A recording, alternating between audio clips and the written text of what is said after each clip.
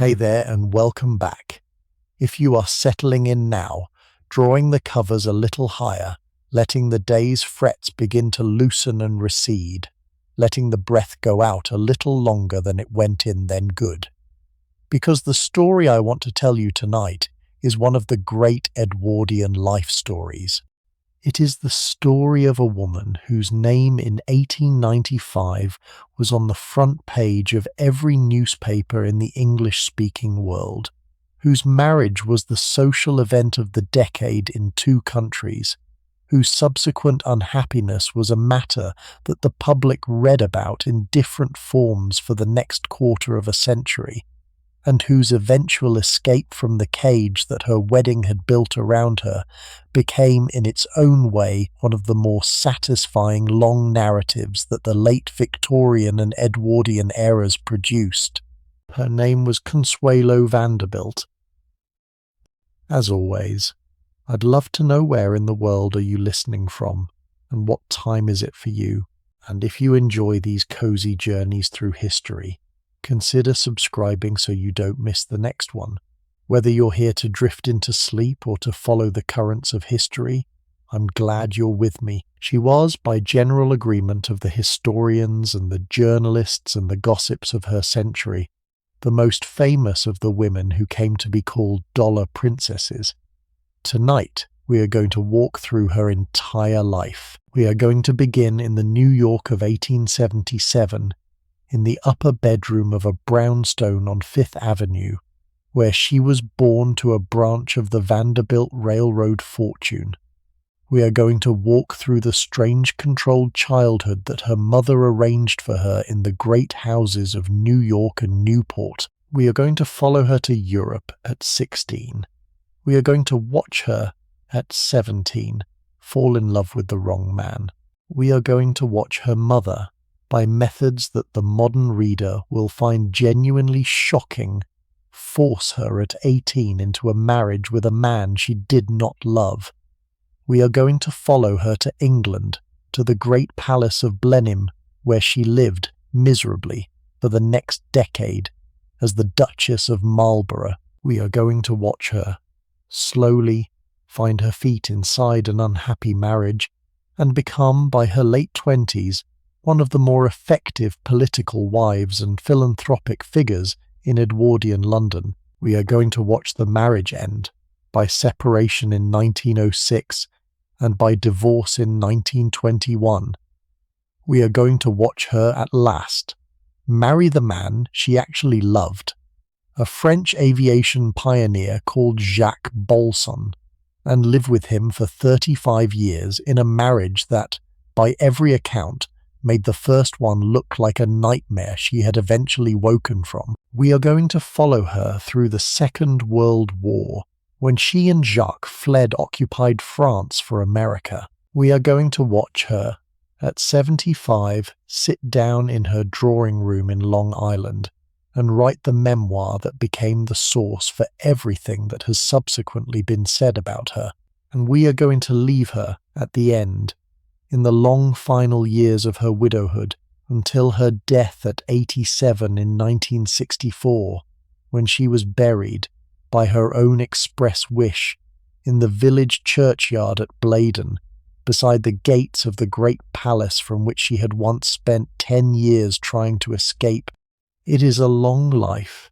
It is the sort of life that the late 19th and early 20th centuries occasionally produced, when the collisions of money and class and ambition and family and love and the closing pressures of an entire era's social arrangements all happen to converge on one person.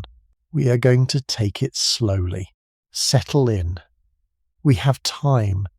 I want to spend a moment, before we go to the brownstone in 1877, with the larger phenomenon of which Consuelo's life became the most famous case. The phrase dollar princess was a popular journalistic term, used loosely on both sides of the Atlantic from roughly the 1880s onward, to describe a kind of transatlantic marriage that had become, by the closing decades of the 19th century, one of the recognized institutions of the wealthy world. The marriage in question was the marriage of an American heiress to a member of the British or European aristocracy. The arrangement was, in its bare outlines, a transaction. The American heiress brought the money. The aristocrat brought the title and the country house and the social position. The mothers on both sides arranged the introduction. The contracts were negotiated through lawyers. The wedding, when it occurred, was held in the bride's country, with the maximum of public attention, and was followed by the bride's relocation to her husband's country, where she would spend the rest of her life in the social position that the title and the marriage had bought her. The phenomenon had, like most social phenomena, a set of historical conditions that produced it. On the American side, the post-Civil War economic expansion had produced an enormous new class of extremely wealthy industrial and commercial families. Railroads, steel, oil, banking, mining, these had generated, between roughly 1865 and 1900, fortunes of a scale that had never previously existed in the United States. The Vanderbilts, the Astors, the Goulds, the Rockefellers, the Carnegies, the Mellons, the Whitneys, the Fricks, each of these families had by 1890 accumulated wealth that was, in absolute terms, the equivalent of kingdoms. The daughters of these families were, accordingly, heiresses of an order of magnitude that had not previously existed. They were also, by virtue of being American and new, subject to ambiguity in the existing social hierarchies of New York and Newport, the old established New York families. The Astors, the Schuylers, the Van Rensselaers, the Stuyvesants had spent the previous generation drawing the social lines tighter against the new industrial wealth. The mothers of the new heiresses were, in many cases, women who had grown up genteel but not rich, who had married money in the boom years, and who were now finding that their daughter's position in New York society was being defined for them by hostesses whose grandfathers had been merchants in the same town 100 years earlier. The American social hierarchy was, in this sense, working against them, and on the English side the conditions were almost the inverse. The English aristocracy in 1880 was beginning a long economic decline that the agricultural depression of the 1870s and the concurrent collapse in agricultural rents had set in motion. The great country estates that had supported the aristocratic families since the Middle Ages were, by the 1880s, costing more to maintain than they were earning in income. The houses themselves, in many cases, had been substantially rebuilt or expanded in the 18th and early 19th centuries to a scale that the family fortunes were no longer capable of supporting. The taxation of the landed estates was slowly increasing. The political position of the aristocracy was, in the long liberal conservative struggle of the late Victorian era, beginning to weaken.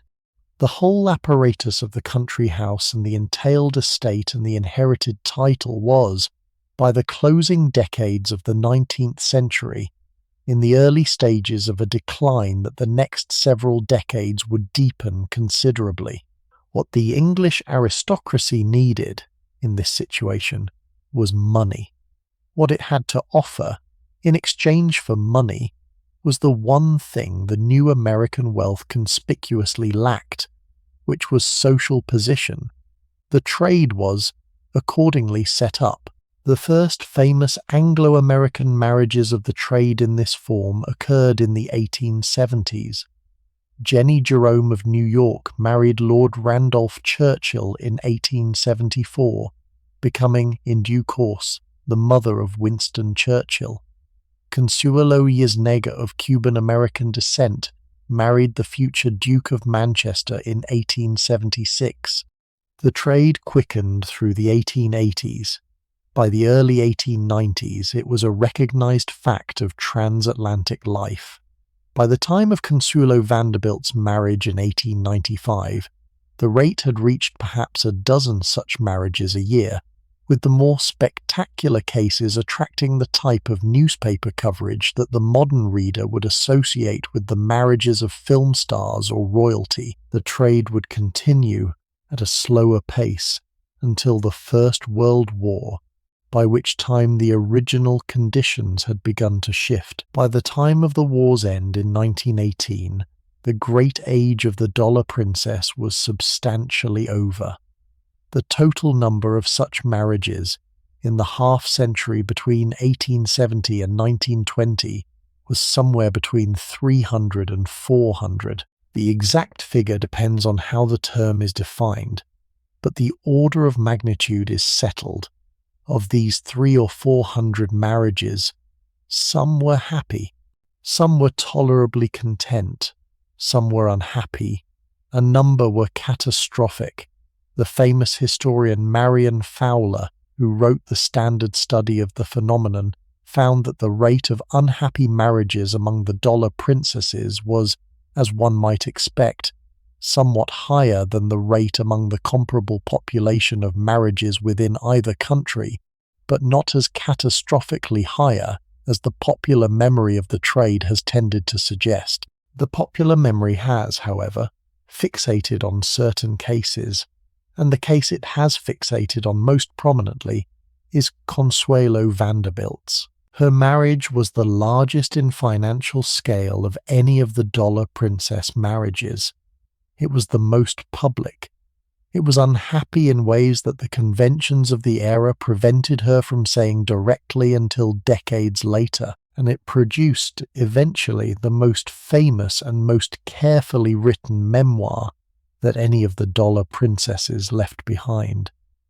The combination has made her, in retrospect, the iconic figure of the entire trade. When the phrase dollar princess is used, in any modern context, the implicit reference is, first and most often, to Consuelo Vanderbilt. So let us go back.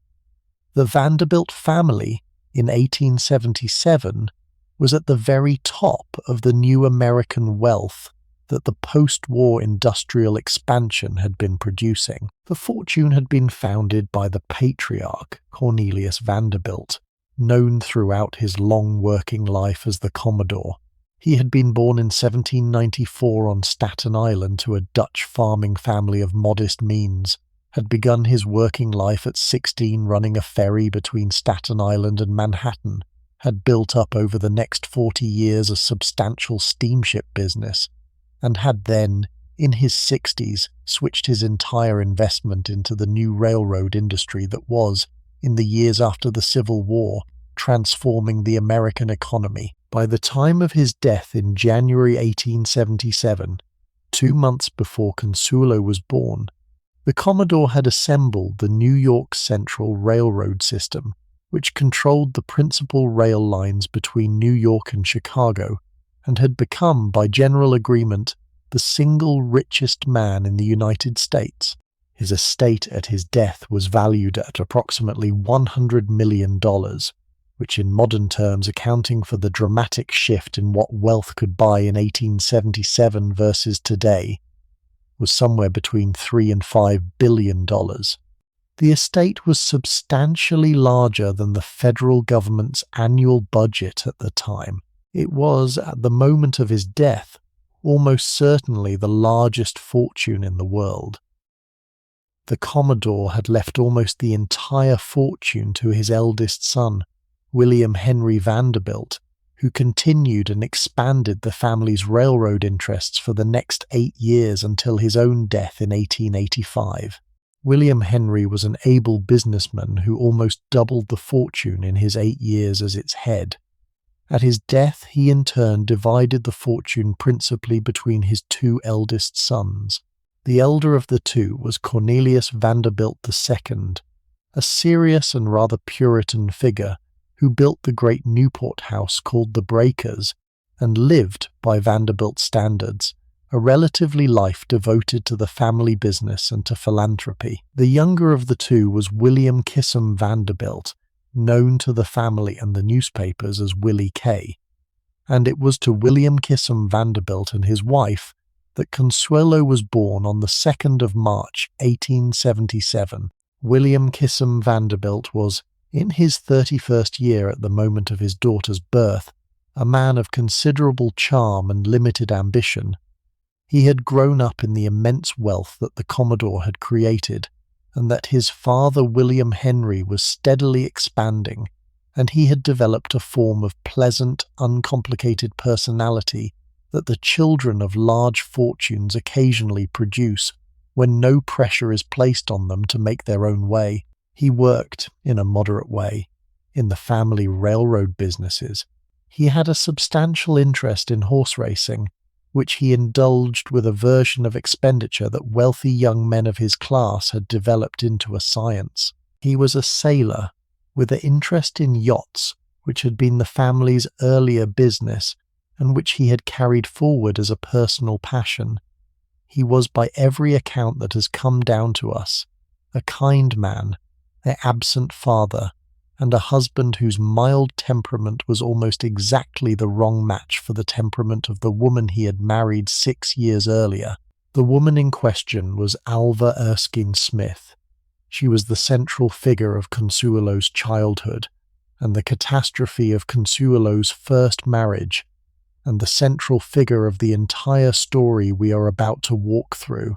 We are going to spend a considerable amount of time with Alva, because Alva is the engine of everything that happens to Consuelo for the first 25 years of her life, and we cannot understand the daughter without first spending some time with the mother. Alva had been born in 1853 in Mobile, Alabama, the daughter of a moderately successful cotton merchant called Murray Smith. The family was Southern, Episcopalian, and reasonably comfortable, although by no means as wealthy as the Vanderbilts they would later marry into.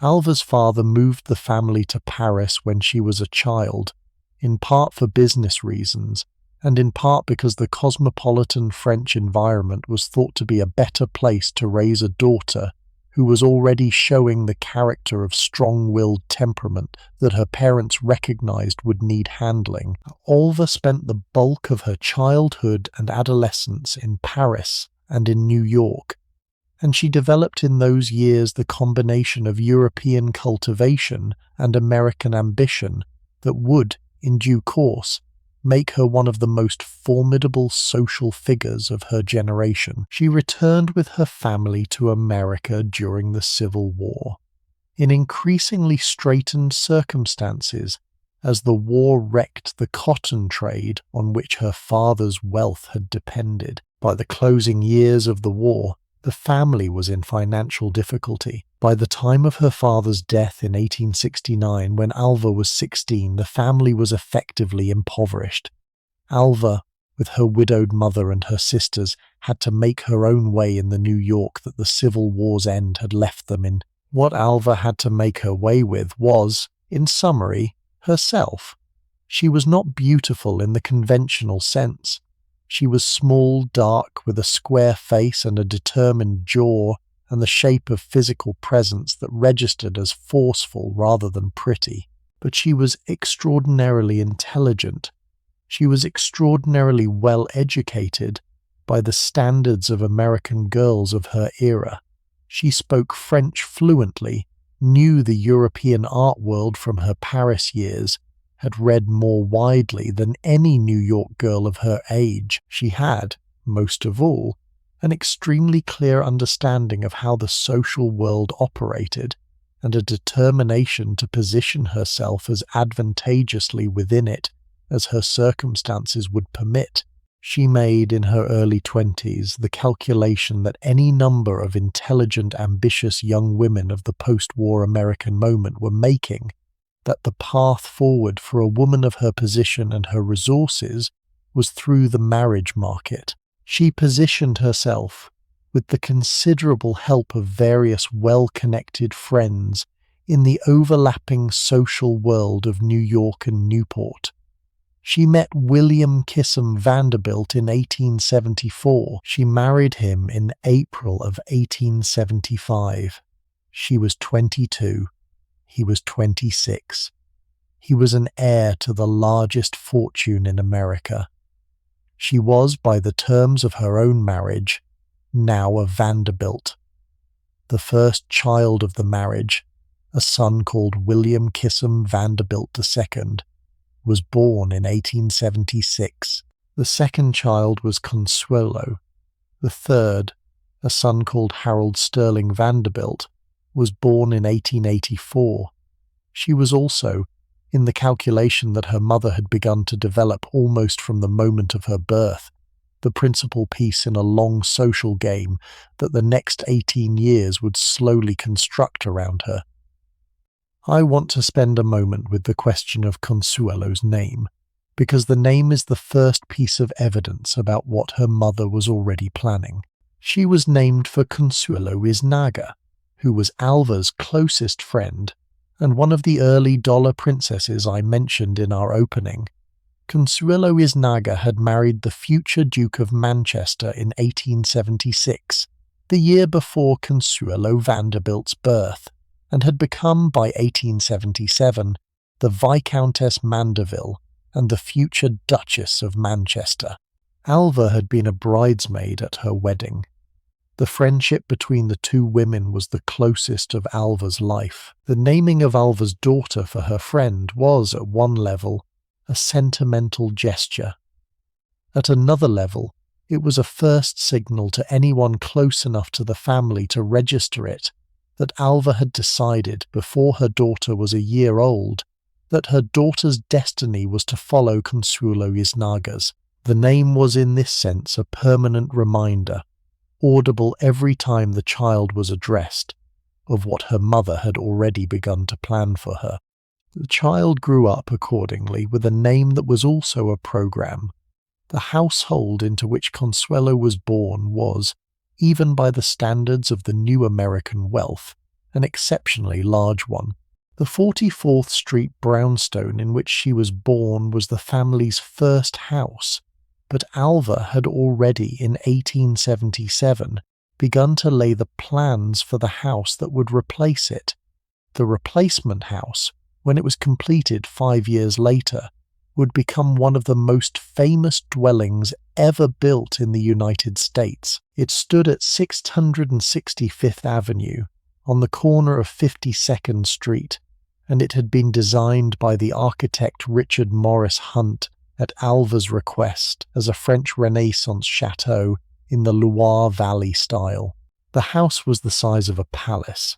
It contained perhaps 50 rooms, with a great hall in carved limestone, a dining room that could seat 60, a ballroom on the second floor that could accommodate 1,000 dancers, and the sort of carved stonework and inlaid marble and frescoed ceilings that Hunt had assembled by importing French and Italian craftsmen for the duration of the construction. The house cost approximately $3 million to build in 1882, an astonishing sum, equivalent to perhaps $100 million in modern income terms, and it represented in its single self Alva's first major public statement about the position she intended the Vanderbilt family to occupy in the social world of New York. The reason for the statement was that the Vanderbilt family in 1882 did not yet occupy that position.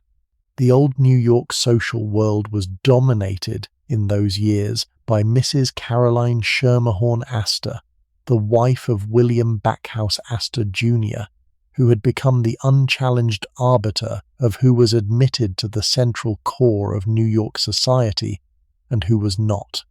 Mrs. Astor's authority had been formalized by her social secretary Ward McAllister, who had developed the famous list of the 400 families he and Mrs. Astor considered to be the only true social elite of the city. The Vanderbilts, despite the immense scale of their wealth, were not on the list. The Commodore's origins as a Staten Island ferryman were considered, by Mrs. Astor's standards, too recent to qualify the family for admission. Alva had been told when she married into the family that the Vanderbilts were socially impossible. She had decided, almost from the moment of her marriage, that she would change this fact. The instrument by which she would change it was the great house she had Hunt build.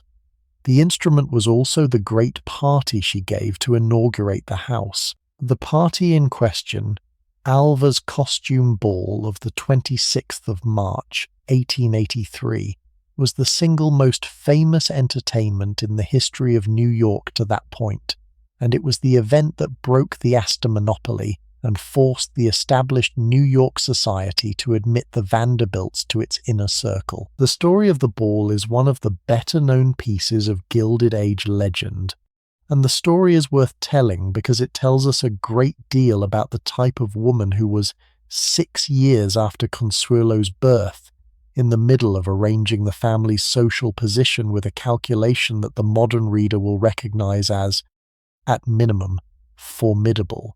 The ball was planned to be held on the 26th of March, 1883, as the inaugural event of the new house. Alva had announced it months in advance. The invitations had been issued.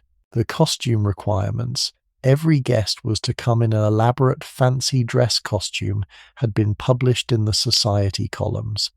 The whole of New York's wealthy was preparing for the event with a form of feverish dressmaking and tailoring that such things required.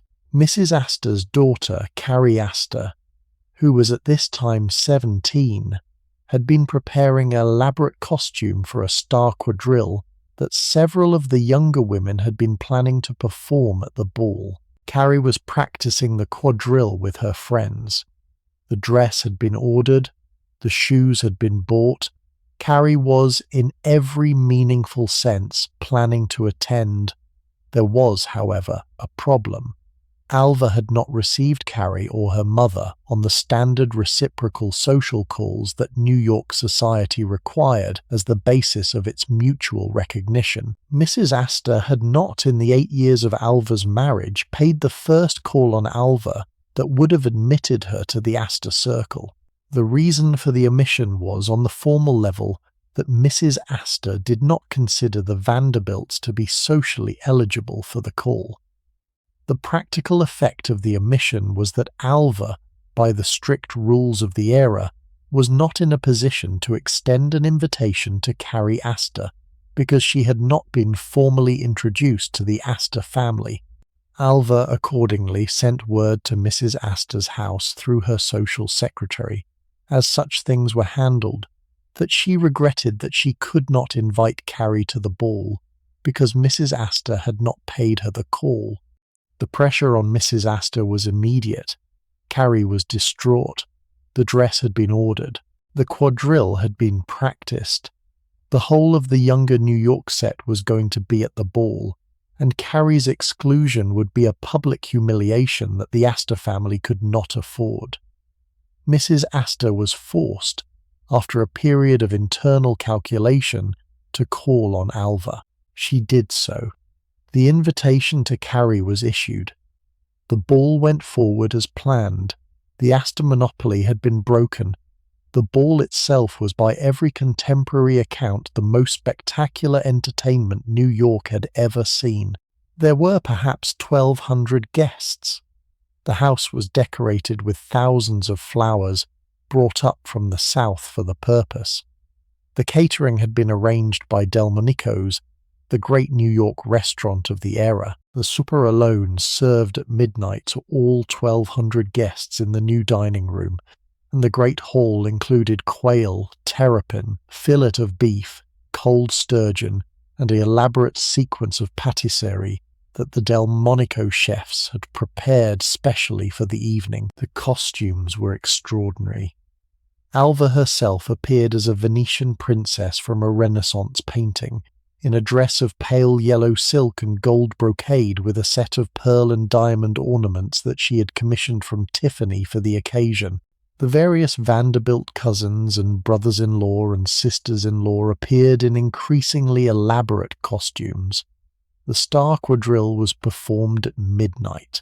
The dancing went on until 5 in the morning. The whole event was reported in the New York newspapers for the next several weeks. with a version of breathless detail that the era's society journalism reserved for its grandest occasions. When the ball was over, the Vanderbilts had been admitted to the inner circle of New York society. Alva had achieved in a single evening what she had set out 3 years earlier to achieve.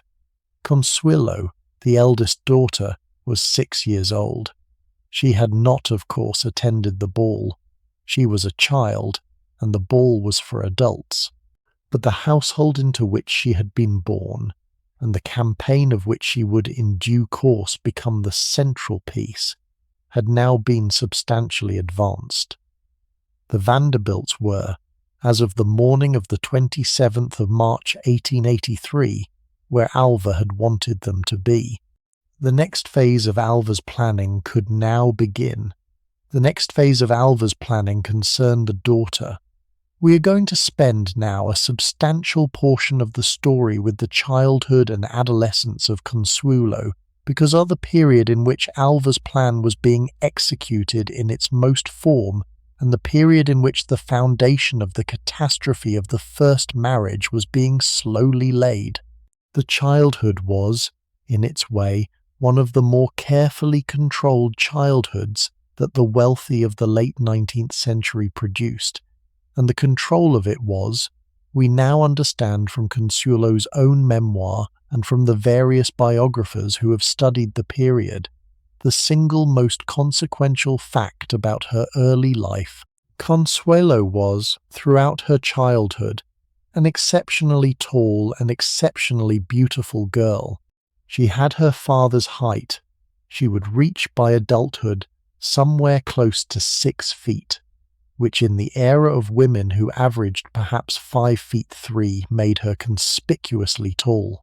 She had her mother's dark hair and her mother's strong jaw, but her face had been softened by the genetic combination of the two parents into something genuinely lovely. Her eyes were brown. Her bearing was, from a very young age, the carriage of someone who had been trained to hold herself well. Her temperament was an observant and intelligent. She was, from the early observations of the governesses and the family friends who recorded their impressions, a thoughtful child, serious, anxious, with the wary alertness that children of strong-willed parents often develop. She watched, she observed, she listened. She did, on the whole, what her mother told her to do. Her mother told her to do a great deal. The childhood that Alva arranged for Consuelo was, by the standards of any era and any class, a program of intensive preparation. There were governesses from the age of 3. There were languages. Consuelo learned French as a child, German by perhaps 8, Italian in her early teens. There were music lessons. There were drawing lessons. There were dancing lessons.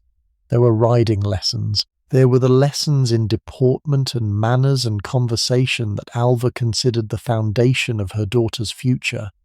There was, beginning at perhaps the age of 7, the iron back brace. The iron back brace is a detail that has come down through Consuelo's own memoir, and through the various biographers who have followed her. It was in form a metal frame of rods and straps that Consuelo was required to wear during her lessons, with the explicit purpose of forcing her to maintain the upright carriage that Alva considered essential to her future deportment. The brace ran from the base of the spine up the back to the shoulders and around the front to the chest, with rods extending up the back of the neck to ensure that the head was held in the correct position. It was uncomfortable. It was, by the standards of the modern reader's understanding of childhood, somewhat extreme, but it produced, by the time Consuelo was a teenager, the famously beautiful upright carriage that the photographs of her later life invariably display. And Alva considered the discomfort an entirely acceptable price for the result. Consuelo wore the brace, in some form or another, for several years of her childhood. The lasting physical effect was the upright bearing. The lasting psychological effect Consuelo would later write with the character of restraint that her memoir habitually employed was a complicated relationship with her own body and her mother. There was also the riding crop. The riding crop is the other detail that Consuelo's memoir preserves, and it has come down, with the back brace, as one of the canonical pieces of evidence about Alva's methods. Alva, when Consuelo's lessons were not going to her satisfaction, would, on occasion, strike Consuelo with a riding crop on the legs or the back. The strikes were not in any modern sense. An extreme form of physical punishment, corporal punishment of children, was widespread in the period, and the strikes were not heavy enough to cause lasting injury, but they were a permanent feature of the educational regime that Alva had instituted, and they were, in their way, one of the permanent reminders that the relationship between mother and daughter was a relationship of authority rather than of straightforward affection. Consuelo, in her memoir, described her childhood feeling toward her mother as a combination of love and fear, with the fear, on the whole, predominating. The houses in which the childhood was conducted are part of the story, and I want to spend a moment with them. The principal residence was the Fifth Avenue chateau that Alva had built for the 1883 ball, and it was the family's main address from 1882 onward. The summer residence, until 1892, was a smaller cottage in Newport called the Idle Hour. From 1892 onward, the summer residence was the great Newport house called Marble House, which Alva had had Richard Morris Hunt build for her on a scale that exceeded even the Fifth Avenue chateau. Marble House, which still stands today and is one of the most visited of the Newport mansions, was built between 1888 and 1892 at a cost of approximately $11 million, of which $7 million was for the marble alone, 500,000 cubic feet of white marble imported from Italy, with the various coloured marbles imported from elsewhere in Europe. The house was given to Alva by her husband as a 39th birthday present in 1892. It was decorated in an adaptation of the Petit Trianon at Versailles, in pale gold and pink and white, with the great marble entrance hall and the gold ballroom and the dining room in pink marble and gilt, and the various smaller rooms in the 18th century French taste. The house was the size of a substantial public museum. It had perhaps 50 rooms. It was occupied by the family for perhaps 8 weeks each summer. The remainder of the year it was closed up under the care of a permanent staff of 15 chaplets. There was a third major residence, the family's Long Island estate, also called Idle Hour, on the south shore at Oakdale. There were the various smaller properties that the Vanderbilt connections produced, the brother-in-law's Newport house, the cousin's Long Island place, the various uncles' establishments in the city and the country. There was, in summary, an archipelago of Vanderbilt residences within which the family circulated through the year, and within which Consuelo's childhood was conducted with the program of governesses and lessons and back braces and riding crops that her mother had arranged. The friends, in the conventional sense, were almost entirely absent from the childhood. Alva did not encourage Consuelo to develop friendships with girls of her own age. The reasoning, Alva later acknowledged in conversations with her own friends, was that Consuelo's destiny was not to be the wife of a New York banker or a Boston lawyer, in which cases friendships with girls of similar position would have been useful, but to be the wife of a European aristocrat, in which case the New York and Newport girls were essentially irrelevant to her future life. Consuelo was, accordingly, kept somewhat apart from the social world of the daughters of the New York rich. She had a few friendships with cousins and with the daughters of her mother's friends, but the deep adolescent friendships that most girls of her class formed in their teenage years and carried forward into their adult lives Those friendships were, by Alva's deliberate arrangement, not part of the structure of her daughter's life. Consuelo grew up accordingly, somewhat lonely. She had her brothers, with whom she was reasonably close. She had her governesses. She had her father, who was kind to her in his absent way, and who occasionally took her sailing on his yacht. But the accumulating peer society that most adolescents construct around themselves was, in her case, not constructed. There was, however, one element of Consuelo's adolescent world that was carefully constructed by her mother, and that was her relationship with the European nobility. Alva had begun, by the time Consuelo was 10 or 11, to take her on regular visits to Europe, to England, to France, to Germany, for the explicit purpose of introducing her to the European aristocratic world that her future would in due course place her in. The trips were carefully planned. The houses they visited were carefully chosen. The introductions Alva arranged were carefully calibrated. By the time Consuelo was 12 or 13, she had been presented to perhaps 24 of the more important European aristocratic families. By the time she was 15, she had been considered for, in the discussions that her mother conducted with the various European mothers, perhaps 6 possible matches. By the time she was 16, the field had been narrowed to 2 or 3 serious candidates.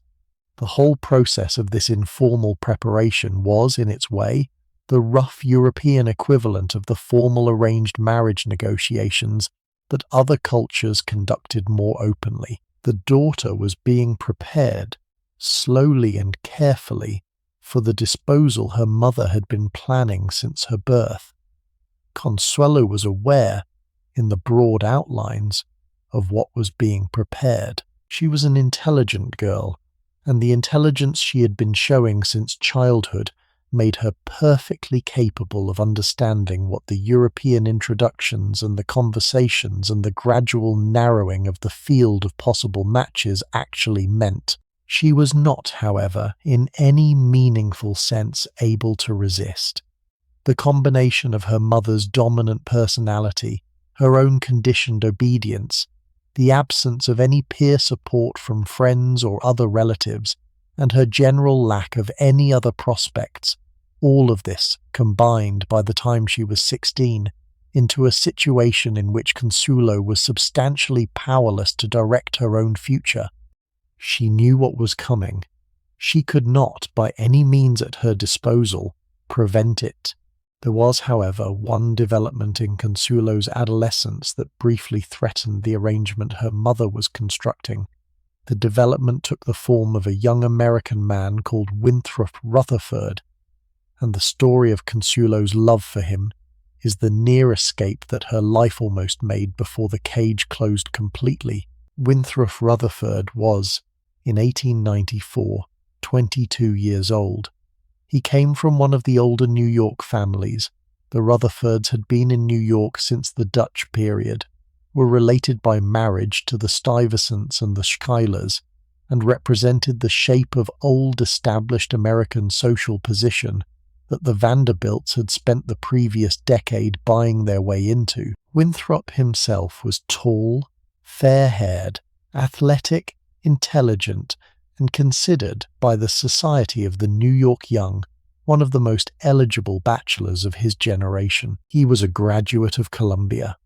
He was a sportsman of considerable distinction, a polo player of national rank, an excellent tennis player, an accomplished horseman. He was also, by the various contemporary descriptions that have come down to us, a man of unusually pleasant temperament and considerable personal charm.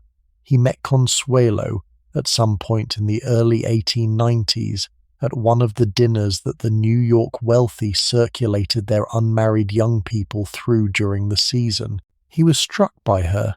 She, very quickly, was struck by him. The relationship developed slowly. Consuelo, by this time perhaps 16, was permitted by her mother to attend a number of dinners and dances at the houses of trusted family friends, in the sort of carefully chaperoned situations that the era's protocols required. Winthrop was present at several of these. The two young people danced together. They spoke. They exchanged the conversation that the protocol of the era permitted between unmarried young people.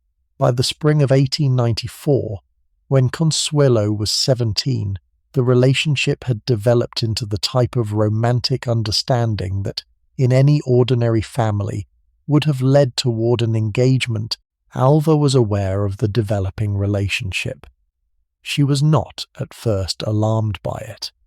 Winthrop was a perfectly suitable match by American standards, old family, considerable personal fortune, excellent prospects, irreproachable character. If Consuelo had been being prepared for the standard New York or Boston marriage, Winthrop would have been, in fact, an entirely satisfactory candidate. But Consuelo was not being prepared for the standard American marriage. She was being prepared for the European aristocratic marriage that Alva had been planning for 17 years. Winthrop, in this calculation, was not a possibility. He was an obstacle. In the summer of 1894, the Vanderbilt family went, as they always did, to Newport for the summer season. Marble House had been completed 2 years earlier, and the summer of 1894 was the third summer in which the family was occupying it as their principal summer residence. Winthrop, who was a member of the Newport summer set, was also there. The relationship between Consuelo and Winthrop continued in the Newport version of their New York acquaintance. There were tennis parties. There were dinners.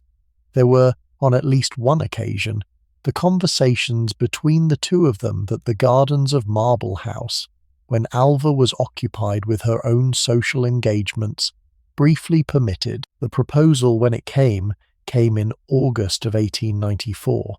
Winthrop, who had been calculating the moment for several weeks, asked Consuelo to marry him. She accepted. The acceptance was, in the moment in which it was given, the single decisive act of self-direction that her 17-year-old life had so far produced. She told him she would marry him. Winthrop, who was no fool, understood that the persuasion of Alva would be the difficult part of the situation, but he believed Consuelo's commitment to him, and he believed that the combination of Consuelo's determination and his own social standing would, between them, eventually produce the marriage they wanted. He left Newport at the end of August, expecting the engagement to be made public in due course. The engagement was not made public in due course. What happened instead was the most concentrated period of psychological pressure of Consuelo's life, and the period in which Alva's methods, which had previously operated as the background structure of her daughter's existence, became the foreground crisis of an open struggle between mother and daughter that lasted, with increasing intensity, for the next 14 months. Consuelo, when she returned from Newport to New York in September, told her mother about Winthrop's proposal. She told her that she intended to marry him. She asked, in how she had been trained over 17 years to address her mother, for her mother's consent. The consent was not given. What was given instead was a sustained and varied campaign of refusal that the modern reader will find, even by the standards of 19th century maternal authority, genuinely shocking. The first stage of the campaign was the formal refusal. Alva told Consuelo, in plain language, that she would not consent to the marriage to Winthrop Rutherford, that she did not consider Mr. Rutherford an appropriate match, and that the proposal would not be accepted. Consuelo, who had been trained for 17 years to obey her mother, but who had now invested her own emotional commitment in the relationship with Winthrop, refused to break the engagement. The first stage of the refusal had failed. The second stage of the campaign was the practical separation. Alva, with her customary efficiency, took steps to ensure that Consuelo and Winthrop could not communicate with one another. The letters that Winthrop sent to Consuelo were intercepted and destroyed. The visits that Winthrop attempted to make to the Fifth Avenue house were turned away at the door by the staff, who had been instructed not to admit him. The whole apparatus of the household was deployed to ensure that the lovers could not, by any ordinary means of communication, reach one another. Consuelo, who had not been permitted to develop a form of independent social network that would have allowed her to circumvent the household, found herself isolated. She wrote letters that did not reach Winthrop. He wrote letters that did not reach her. She had, in the practical sense, been cut off. The third stage of the campaign was the most extreme. Alva, recognizing that the refusal and the separation were not, by themselves, producing Consuelo's surrender, escalated the pressure into the realm of the personal. She told Consuelo, in a series of conversations that took place over the autumn and winter of 1894 and the early months of 1895, that she had a serious heart condition that her doctor had told her would be aggravated by any continued strain. She told Consuelo that if Consuelo persisted in the engagement, the strain on her mother's health would be such that her mother might not survive it. The implication was unmistakable. If Consuelo married Winthrop, her mother might die. The death would be Consuelo's fault. Alva, in the conversations that she conducted with her daughter on this point over the course of those months, was extremely effective. The daughter, who had been raised for 17 years to believe that the welfare of her mother was the central organizing principle of her existence, was being told that her own happiness would, if pursued, kill her mother. Alva also, during the same period, made a threat about Winthrop himself. The exact form of the threat varies in the various accounts that have come down to us, but the substance is consistent. Alva, on at least one occasion, told Consuelo that if Consuelo persisted in the engagement, she would arrange for Winthrop to be physically harmed. The threat was probably not literal. Alva was not, in any practical sense, in a position to arrange for the assassination of a young man of Winthrop Rutherford's social standing, but the threat was made with sufficient apparent seriousness that Consuelo, who was 17 and frightened, and had been substantially isolated from any other source of emotional support, took it seriously. The combination of the threat to Alva's life by the engagement and the threat to Winthrop's was, by Alva's calculation, sufficient to break Consuelo's resistance.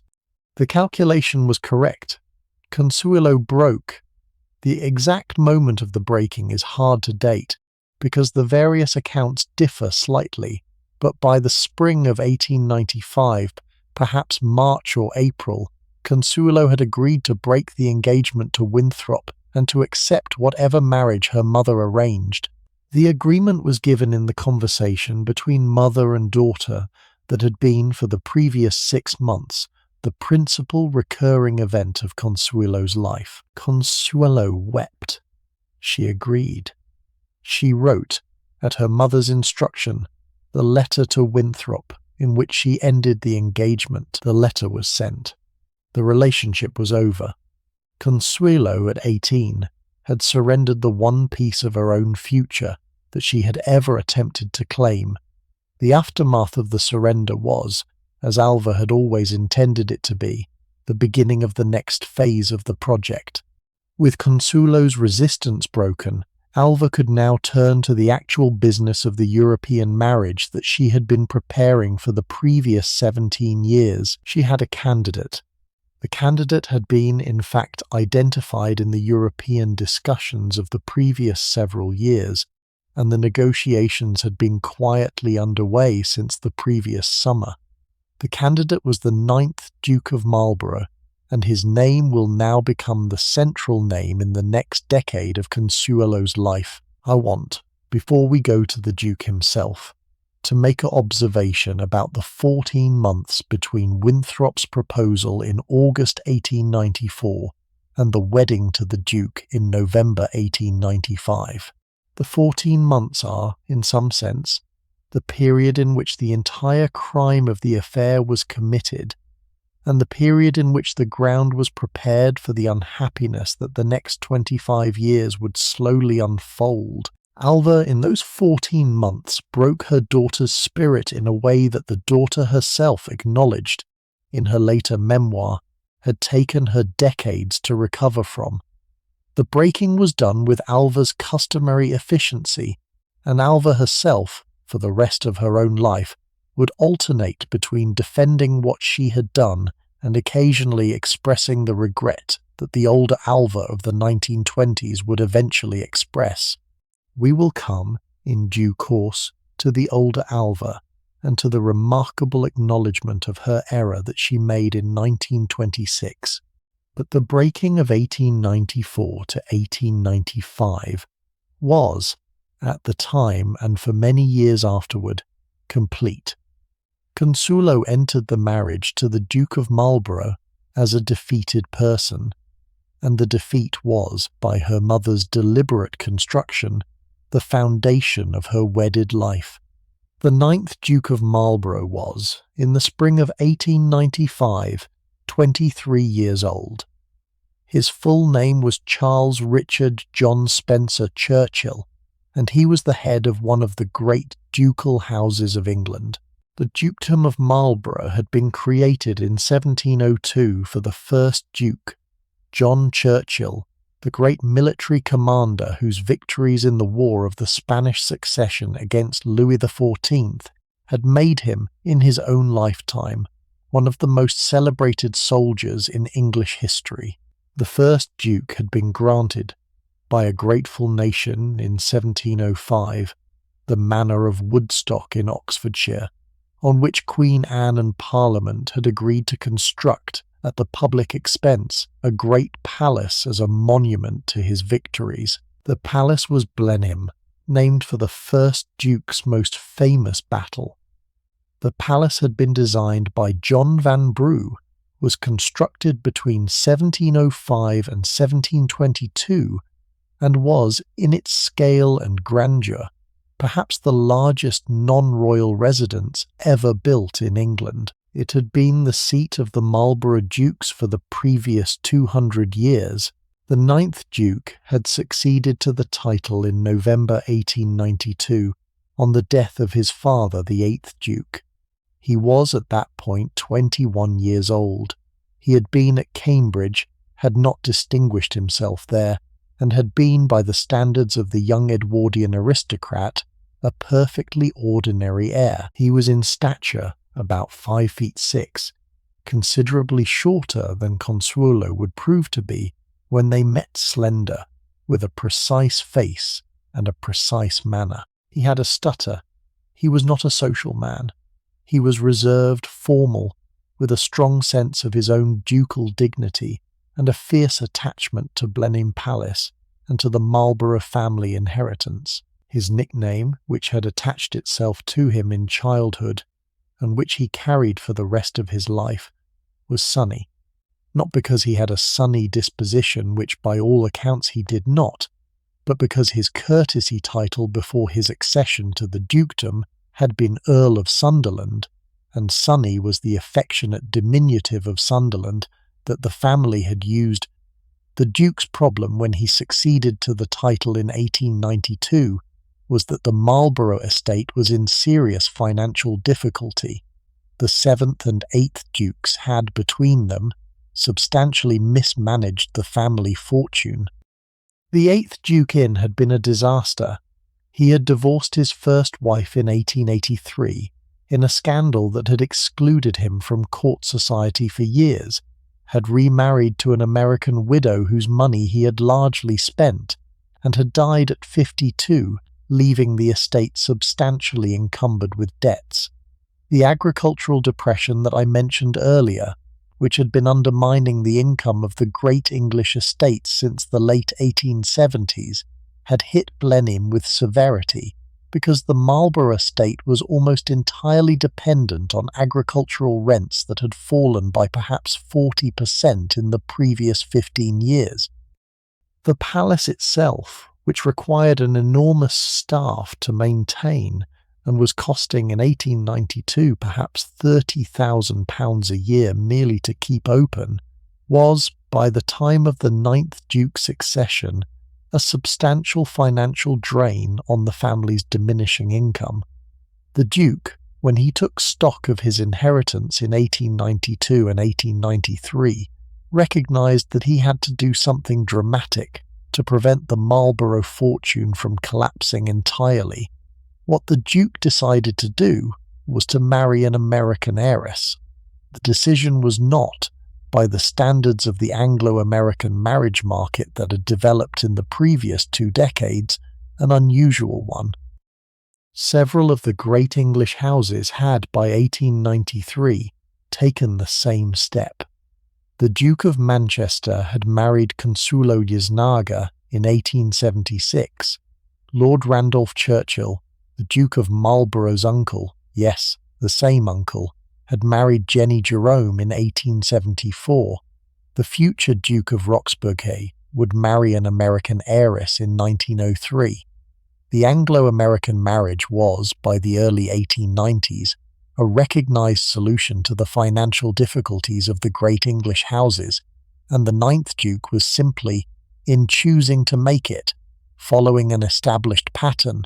The Duke, in 1893 and 1894, conducted a tour of the available American heiresses. The tour was conducted through the existing network of Anglo-American marriages. The various American mothers who had married English titles in the previous generation were active intermediaries in the introductions of the next generation, and the Duke's various cousins and aunts who had married into American families provided the channels through which the negotiations could be conducted. The Duke's aunt, who had been Mrs. Lily Hammersley, the American widow whom the 8th Duke had married, was active in the investigations of the available candidates. By the autumn of 1894, the candidate had been narrowed to Consuelo Vanderbilt. The reasons the candidate had been narrowed to Consuelo Vanderbilt were, on the side of the negotiations, almost entirely financial. Alva had been making clear, through her various intermediaries, that the dowry she was prepared to settle on her daughter was extraordinarily large by the standards of any of the previous dollar princess marriages.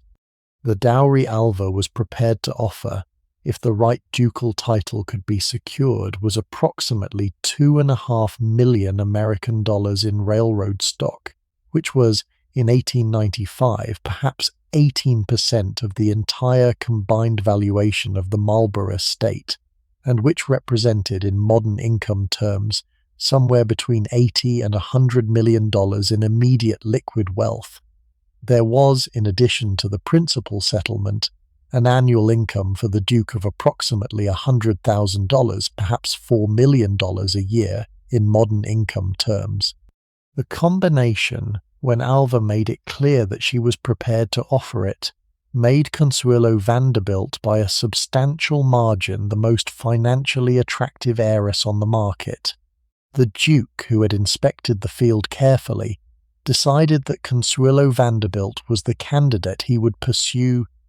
The Duke met Consuelo for the first time in the spring of 1894, in a brief encounter in London at a dinner that Alva had arranged through her European connections.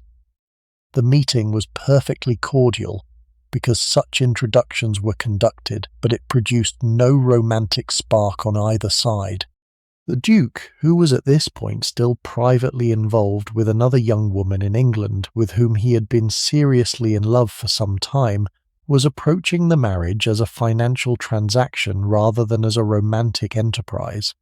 Consuelo, who had not yet met Winthrop Rutherford at this point, was approaching the meeting with the dutiful attention that her mother had trained her to bring to such introductions.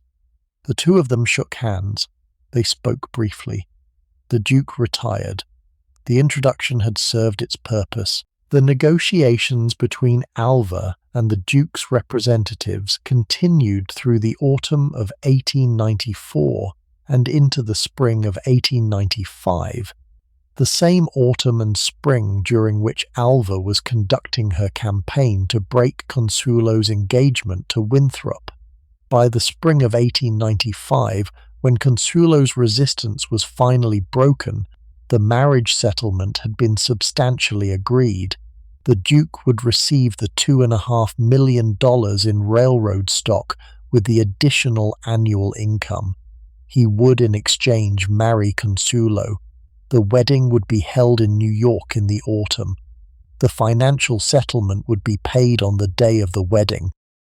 The Duke would then take Consuelo back to Blenheim, and the two of them would assume the position of the new Duke and Duchess of Marlborough. The Duke arrived in New York in late August of 1895, 4 months before the wedding, to conduct the final stages of the personal courtship that the social conventions of the era required. The courtship was conducted with the formality that the situation demanded. The Duke called on the Vanderbilt family at the Fifth Avenue house.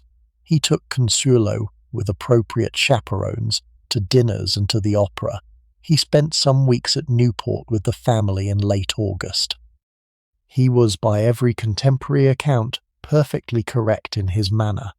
He was also, by every contemporary account, almost entirely indifferent to Consuelo as a person. He spoke to her about Blenheim. He did not, in any of the recorded conversations of the courtship, speak to her about herself.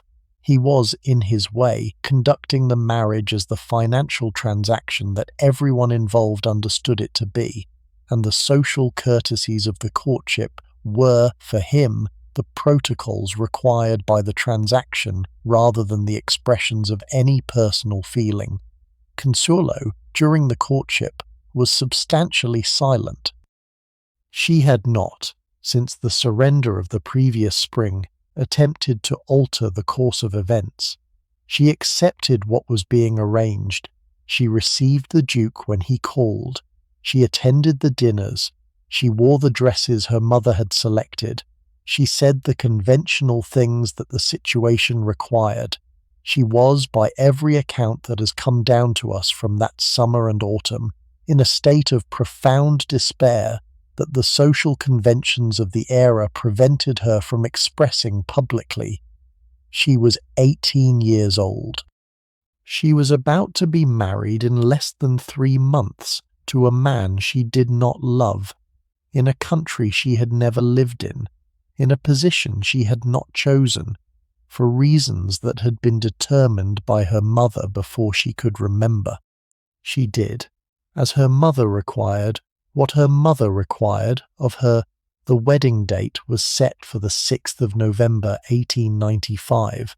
The location was St. Thomas Episcopal Church on Fifth Avenue, the great Gothic revival church that was the principal Episcopal church of the Vanderbilt social circle. The wedding party was assembled. The dress was ordered from the New York couturier Madame Donovan, in white satin and lace, with a veil of Point de Venise lace that had been specially ordered from Belgium for the occasion. The bridesmaids were chosen, 8 of them, including Consuelo's cousins and the few young women her mother considered appropriate. The wedding cake was ordered. The flowers, perhaps 12,000 pounds of flowers, more than had ever been used at any New York wedding, were arranged. The guest list ran to perhaps 3,000 names, although the church itself could only accommodate 2,500. The wedding presents, which began arriving in October, included a version of jewellery in silver and porcelain that the wedding gifts of 2 of the wealthiest families in their respective countries reliably produced. The whole apparatus of the wedding had been assembled, with Alva's customary efficiency, in the 4 months between the conclusion of the marriage settlement and the wedding day itself. There was, in the days immediately before the wedding, a final attempt at resistance. Consuelo, on the morning of the 6th of November, locked herself in her bedroom at the Fifth Avenue house and refused to come out. She had, in the despair of the night before, decided that she could not, after all, go through with the wedding. She had resolved, in the last stage of her crushed will, that she would refuse to dress for the ceremony, to attend, that the wedding would have to be cancelled. The resolution lasted perhaps 2 hours. Alva, who had not been informed by the household staff of the locked door for some time, eventually came up to the bedroom. She entered. She closed the door behind her. The conversation that followed has not been preserved in any account because no one but Consuelo and Alva was present, and Consuelo declined, in her later memoir, to record what was said. But after perhaps an hour, Consuelo emerged from the bedroom and went, with her mother, to the dressing room where the wedding dress was waiting. She allowed herself to be dressed. The wedding took place at noon. Consuelo, by every contemporary account, wept behind her veil throughout the ceremony. The veil concealed the weeping from the assembled guests, but the evidence of it, the downward turn of her shoulders, the tremor in her hand as she approached the altar, was visible to those close enough to observe it.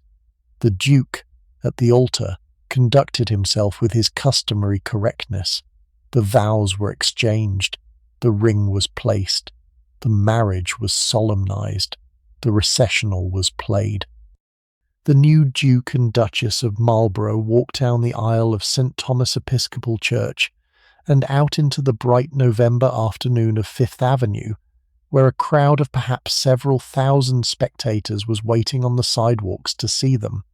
Consuelo, in her bridal carriage with her new husband beside her, was driven to the wedding breakfast that Alva had arranged at the Fifth Avenue chateau. The breakfast was, in its way, the formal closing of the 18-year-old project that Alva had been conducting since the daughter's birth. The marriage had been made. The transaction had been completed. The daughter had been disposed of, as planned, to the European aristocratic position for which she had been prepared since infancy. The new Duke and Duchess of Marlborough sailed for England that evening. The honeymoon would be conducted in part on the Atlantic crossing, and in part at various European stops on the way to Blenheim.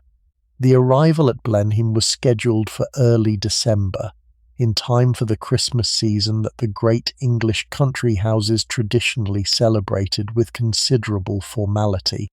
The 18-year-old American girl was, on the evening of the 6th of November 1895, on a White Star Line steamer headed through the Atlantic toward the country, and the position and the marriage that her mother had arranged for her. She did not know the country. She did not love the man. She had not chosen the position. She was, in the despair of her own thoughts, beginning the next phase of her life with the resigned awareness that the next phase would be, by every indication available to her, considerably more difficult than the phase that had just ended. The arrival at Blenheim took place in early December of 1895. Consuelo, who had read about the palace in the various accounts that her mother had given her over the previous several years, was not unprepared for the scale of what she would find there. But the actual arrival, as she described it many years later in her memoir, was not entirely what she had expected. The palace, when she first saw it from the carriage as it came up the long drive from the village of Woodstock, was visible over the great park as a single enormous mass of gold-grey stone, set in a landscape of artificial lakes and planted woods that the great landscape gardener Capability Brown had designed in the 18th century. The mass of the palace was so substantial that even at a mile's distance, it did not look like a single building so much as like a fortified town. The drive curved through the park for perhaps another 20 minutes before the carriage drew up at the great court in front of the principal entrance, and Consuelo stepped down, with her husband, into the ceremonial reception that the household had arranged for her arrival. The reception was, in the tradition of the great English country house, extensive. The household staff, perhaps 60 servants in their full livery, had been assembled in the great court to greet the new duchess. The senior staff, the butler, the housekeeper, the head gardener, the head gamekeeper, the chef, the head coachman, were lined up at the head of the row, with the more junior staff in descending order behind them. The vicar of the parish, who functioned as the household chaplain, was present to offer a formal welcome. The estate agent and his wife were present. The local gentry of the immediate neighbourhood, perhaps a dozen families, had been invited to present themselves at the dinner that evening. The whole apparatus of the great country house in formal welcoming mode had been deployed, and the 18-year-old American girl who was now the Duchess of Marlborough was being introduced, in the ceremonial way that the era required, to the staff and the neighbourhood and the social world that would now be the daily setting of her existence. She got through the reception. She greeted each of the senior staff by name, having been carefully briefed on the names and positions during the carriage ride from Woodstock. She accepted the bouquet that the head gardener's daughter presented. She thanked the vicar for his welcome. She walked, with her husband, through the great archway and into the entrance hall of the palace itself. The entrance hall of Blenheim is a single great room rising perhaps 60 feet through 3 stories of the building, with a painted ceiling by Sir James Thornhill depicting the first Duke's victory at Blenheim, and with the coats of arms of the various branches of the Marlborough family carved into the stone of the walls. The hall, in December, was extraordinarily cold. The fireplaces, although lit, made almost no impact on the volume of cold air that the great room contained. The Duchess of Marlborough, on the evening of her arrival at her new home, registered first, before any other impression, the cold. I want to spend some time with the cold, because the cold of Blenheim was, for the next 10 years of Consuelo's life, one of the principal physical conditions of her daily existence. The palace had been designed by Vanbrugh in the early 18th century, with the general English assumption that the principal living rooms would be heated by open fireplaces, and that the smaller rooms would be heated by smaller fireplaces. The system worked tolerably well in the 18th century, when the family lived in a relatively limited number of rooms, and the peripheral parts of the palace were often closed up. By the late 19th century, with the family in residence year-round in a larger number of rooms, and with the standards of comfort having shifted considerably from those of the previous era, the heating arrangements were substantially inadequate. The great rooms, the entrance hall, the saloon, the library, the great state dining room were essentially unheatable.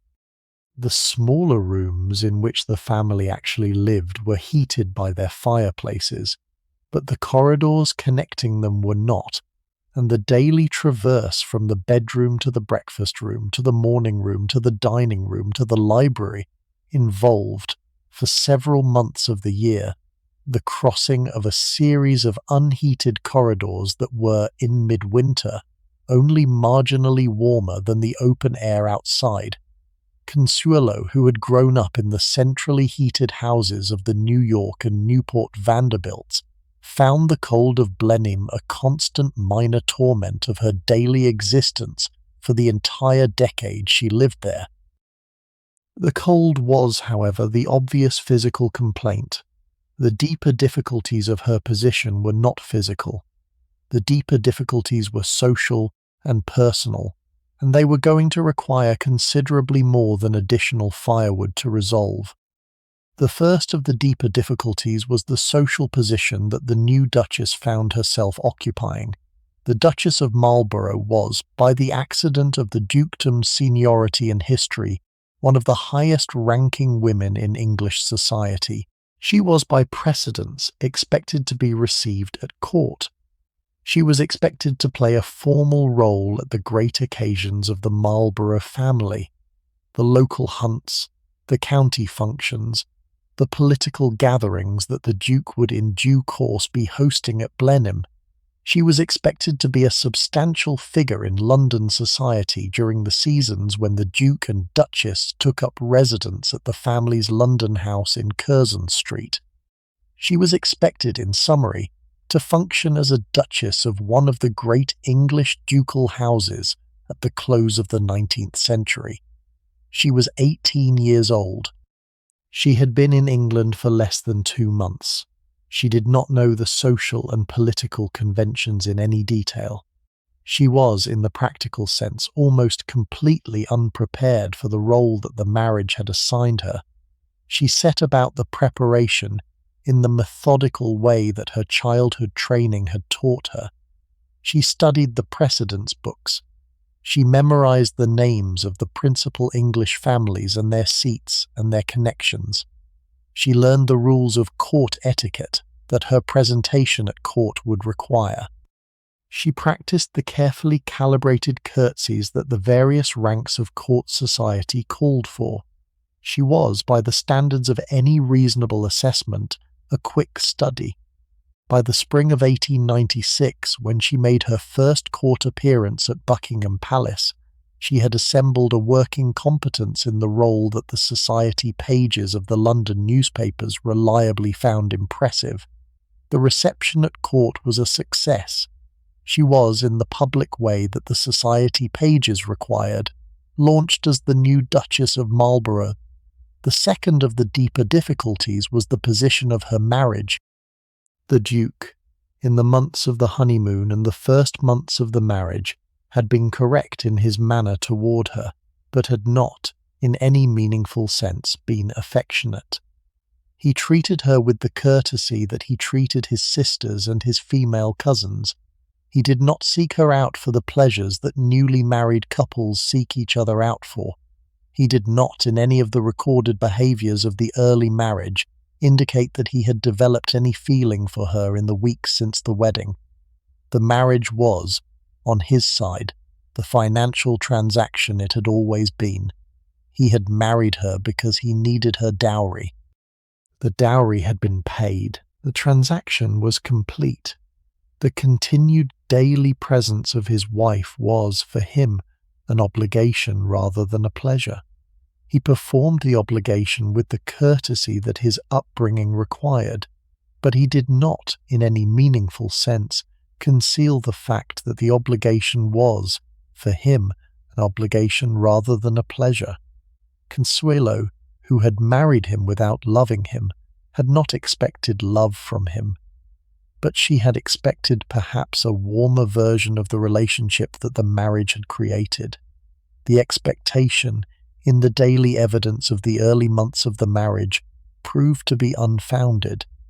She found herself by the spring of 1896 married to a man who was civil to her but not affectionate, who shared her bed when the dynastic requirements of the marriage demanded it but not at any other time, who spoke to her about the management of the estate and the decisions of the household, but not about himself or his interior life, or any of the subjects that intimate marriage normally produces between its participants. The marriage in this sense was a formal arrangement of two people who lived in the same house and bore the same titles, but did not, in any deeper sense, know each other. The arrangement was, by the standards of arranged marriages within the English aristocracy from that era, not unusual.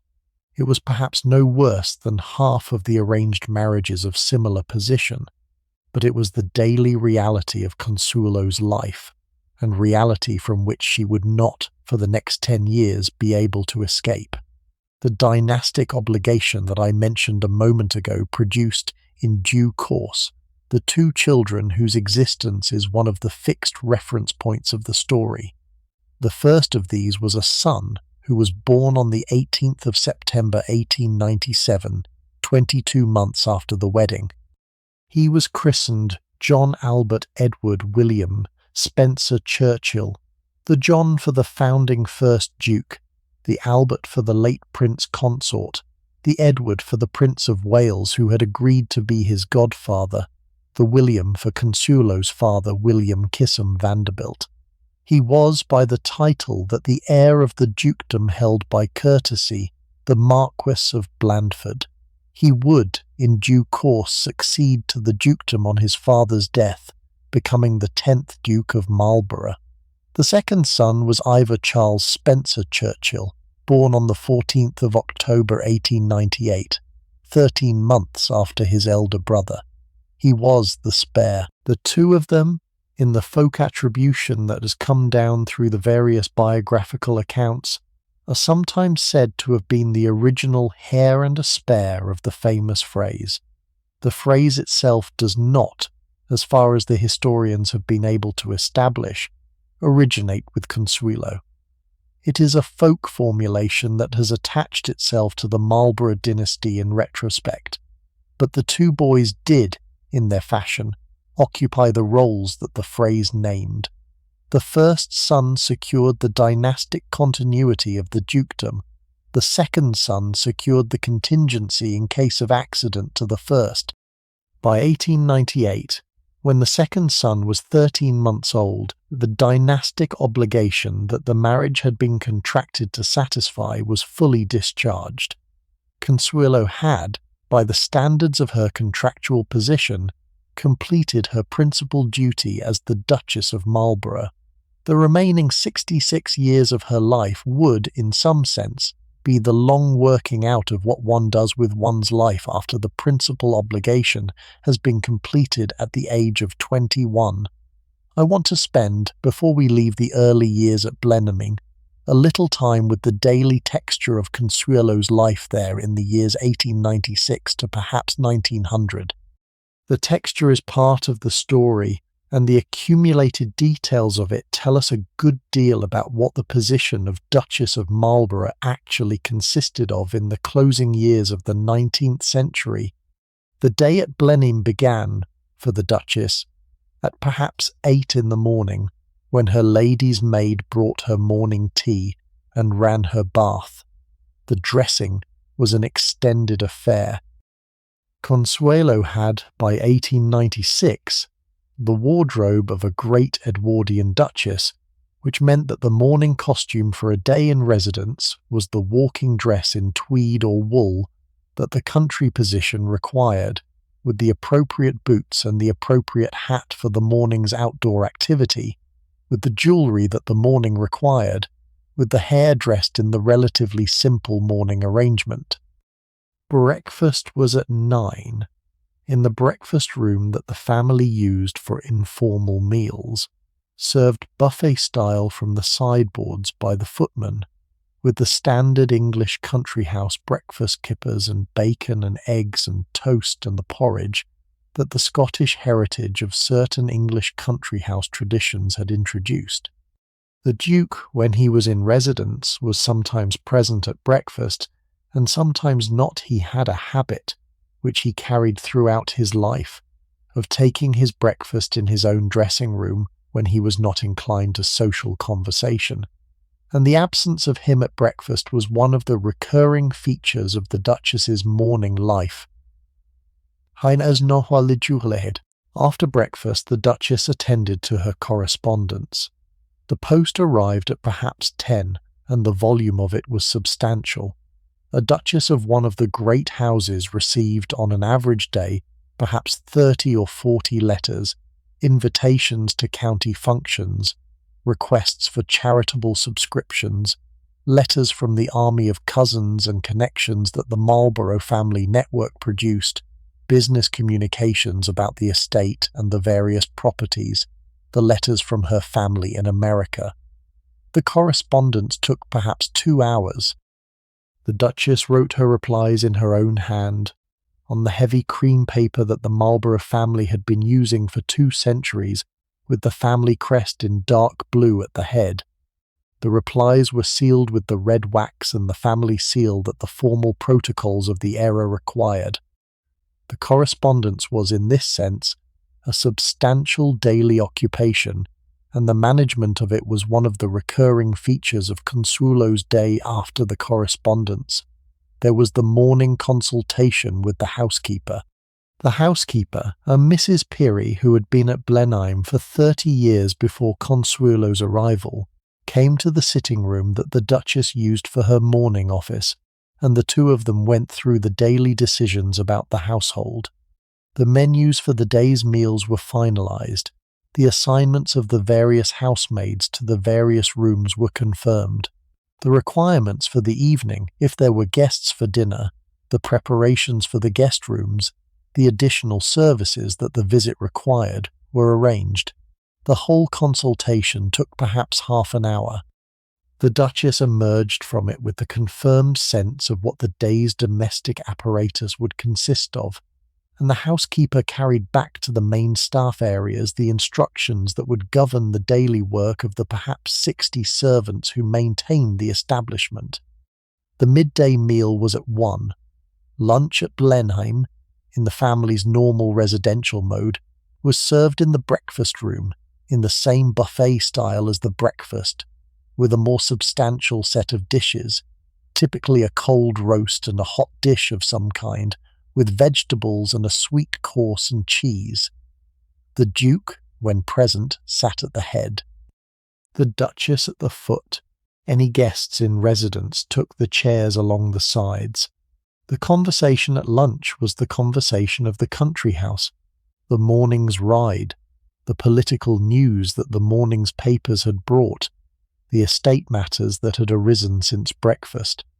The lunch took perhaps an hour. The afternoon was given over, in the standard country house pattern, to a varied set of activities. The Duke in the afternoon was usually shooting, or attending to the business of the estate, or away in Oxford or London on some piece of political or family business.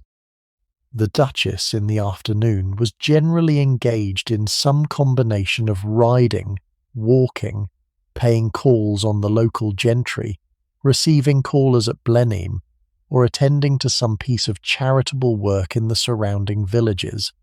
The riding was substantial. Consuelo was a good horsewoman, having had the riding lessons in childhood that her mother's programme had included, and she rode out on most afternoons of decent weather. The calls on the local gentry were an institution of the country position. There were perhaps a dozen substantial families within easy carriage distance of Blenheim, and the reciprocal calls between the various households were one of the structures of the social life of the area. The receiving of callers at Blenheim was the equivalent activity in reverse, with the various local families calling on the Duchess in her sitting room over the course of the afternoon. The charitable work in the villages was the additional duty that the position of Duchess required. There were perhaps 15 villages on the Marlborough estate, with several thousand tenants, and the Duchess was expected to take an active interest in the welfare of the tenants visiting the school in Woodstock, attending the Christmas distribution at the church, calling on the families of estate workers who had fallen ill, and the ongoing work of the parish welfare that the Duchess of Marlborough was expected to lead. The evening, in the standard country house pattern, began with the dressing for dinner at perhaps 6 or 6:30. The dressing was the most elaborate dressing of the day. The Duchess of Marlborough at Blenheim in 1898, dressing for an ordinary family dinner with no guests, dressed in full evening costume, a long evening gown, with the appropriate evening jewellery, with the hair dressed in the formal evening arrangement. The full apparatus took perhaps an hour. Dinner was at 8. Even when only the Duke and Duchess were in residence, dinner was conducted in the great state dining room, with the table set for two at one end of the long mahogany surface that ran for perhaps 30 feet along the centre of the room, with the full silver service and the candles in the silver candelabra and the string trio that played from the gallery above for some weeks of the year when the Duke had decided that the evening music was appropriate. The dinner ran to perhaps 6 courses served by perhaps 4 footmen in the standard formal sequence of the era. The conversation at dinner, with only the Duke and Duchess present, was sometimes substantive and sometimes desultory. The Duke on most evenings was preoccupied with the political and estate matters of the day. The Duchess on most evenings was preoccupied with the weight of her position, which had not, after a year and a half of marriage, become any less heavy than it had been in the early days. The dinner took perhaps an hour and a half. After dinner, the Duke retired to the smoking room, which was his male preserve, and Consuelo retired to the drawing room or the sitting room that she had chosen as her own. She read, she wrote letters, she did needlework on the embroidery frame that the era's female accomplishments included. She played the piano on the upright piano in her sitting room. The Duke in the smoking room smoked his cigar and read the newspapers and conducted whatever business he chose to conduct in the hour after dinner. The two of them rejoined in due course in the drawing room for the late evening conversation that the protocols of the marriage required, and they retired separately to their respective bedrooms at perhaps 11. The day ended. This was the daily texture of Consuelo's life at Blenheim from 1896 onward. It was in its way an enormously privileged life. There were perhaps 15 women in the entire population of the British Empire who occupied a comparable position, and Consuelo's material situation was, by every reasonable assessment, among the most luxurious that the era was capable of producing. She had any number of houses. She had unlimited access to the great London social and political world. She had the resources to do, within reason, whatever she chose. She was, on the balance of any reasonable accounting, a woman of immense privilege. She was also, in the daily reality of her existence, profoundly unhappy. The unhappiness had several sources. The principal source, of course, was the marriage. The Duke continued, through the first decade of the marriage, to treat his wife with the formal civility that his upbringing required, and with no perceptible warmer feeling. He did not, in the daily exchanges of their married life, become any closer to her over time. He did not, in the evening conversations and the rooms and the accumulated occasions of the marriage's daily texture, begin to develop any deeper affection for her. He had married her for her money. He continued to be married to her because the marriage was, by the standards of the Anglican Church and the social conventions of the era, indissoluble. But he did not, by any visible measure, ever come to love her, and the daily evidence of his lack of affection was, for Consuelo, the principal weight of her position throughout the first decade of the marriage. There were additional sources of unhappiness as well. The cold I have mentioned, the constant low-level loneliness of being an American in an English position that had been carefully designed to admit no American particularity, the recurring tension between her own American directness and the indirection of the English manner, which produced, over time, a permanent low-level social discomfort that no amount of practice ever entirely removed, the distance from her family in America, the intermittent sense, when she walked through the great state rooms of Blenheim with their portraits of the previous 9 duchesses on the walls, that she was a temporary occupant of a position that had been occupied by other women for 2 centuries before her, and would be occupied by other women for centuries after, and that her own inhabitation of the position was, in the long sweep of the family's history, a footnote rather than a chapter. The biographers and the historians have, in their various accounts of these years, been not to overstate the unhappiness. Consuelo was not, in any clinical sense, in a state of permanent depression. She had, by the standards of her position, a great deal of work to do, the running of the household, the political work for her husband, the charitable work in the villages, and the work occupied her attention in ways that prevented the unhappiness from becoming overwhelming. She had her 2 children, whom she loved. She had the accumulation of acquaintances and friendships that the social world of the position eventually produced. She had her own private interests, her music, her reading, her gardening, that gave her some independent ground to stand on.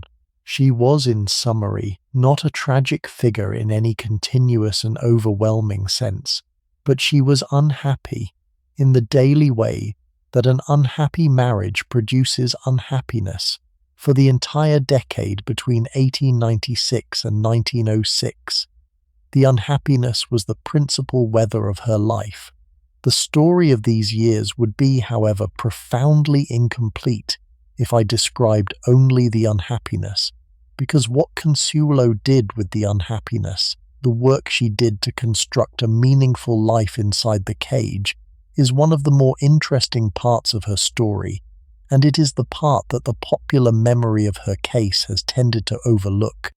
The Consuelo of 1900, when she was 23, was visibly a different person from the Consuelo of 1896, who had arrived at Blenheim at 18 as the broken daughter of a tyrannical mother. She had begun, in those 4 years, the methodical construction of an independent self that the next several decades would carry steadily forward. The construction took several forms. The first form was the political work. The Duke, by 1898, was beginning to develop the political career that the position of a senior English peer of its time encouraged. He had become, in 1897, a member of the Conservative front bench in the House of Lords, with an interest in colonial affairs. He had been appointed, in 1899, to the position of Paymaster General in Lord Salisbury's Conservative government, a relatively junior cabinet position, but a meaningful one, and the character of position from which a serious political career could in due course be built. He held the Paymaster General position for 3 years, until the Conservatives left office in 1902. The political work that the position required, the entertaining of the senior Conservative figures, and the foreign visitors and the various political intermediaries that the cabinet position involved, fell substantially to Consuelo. She was, accordingly, by 1899 and 1900, hosting at Blenheim and at the Marlborough family's London house in Curzon Street the political dinners that the Duke's career required. She found, somewhat to her surprise, that she was good at it. She had a quick intelligence. She had the manner that political entertaining required. She had been trained in her childhood in 3 European languages, which gave her advantage in the diplomatic dimension of the political dinners. She had, most importantly, a genuine interest in the political questions that the dinners were addressing, and the private interest that she developed in the issues, the questions of social reform and of women's position that the early Edwardian period was beginning to surface, gave her independent intellectual ground to stand on within the formal apparatus of her position. The political ground became over the next several years one of the principal foundations of her independent life. By 1903 and 1904, she was developing a substantial reputation as one of the more interesting hostesses of political London. The dinners at the Curzon Street house were attracting attention. The conversations at the dinners were beginning to be reported, in the private way that such things were reported in the era, in the political diaries and the memoirs of the participants. Consuelo was beginning to be, in her own right, a figure of some consequence in the political world. Not, of course, as an independent actor, since the position of women in the political life of the era did not admit independent actors, but as a hostess and as a private intelligence behind her husband's parliamentary career. The work was satisfying in ways that the daily texture of the marriage was not, and Consuelo invested in it with the determination that her childhood training had given her. The second form of the construction was the philanthropic work. The position of Duchess of Marlborough included by long tradition a set of charitable obligations that the Duchess was expected to discharge: the parish welfare work I have mentioned, the school in Woodstock, the distributions at Christmas. Consuelo discharged these obligations conscientiously, but she also began, by perhaps 1900, to extend the philanthropic work into areas that her own interests had identified. She developed an interest in the conditions of women prisoners in the English prison system, which had been substantially exposed in the previous decade by various reformers, and which Consuelo, with the American directness that her childhood had given her, decided to investigate at first hand. She visited Holloway Prison, the principal women's prison in London. She spoke with the wardens. She wrote, in the private way that an aristocratic woman then could write, to various conservative figures about the reforms she thought were needed. She would in due course become a substantial public figure on the question of prison reform, and her work in this area would be one of the permanent achievements of her life. She extended the philanthropic work to the conditions of factory women. She visited the great mills of the industrial Midlands.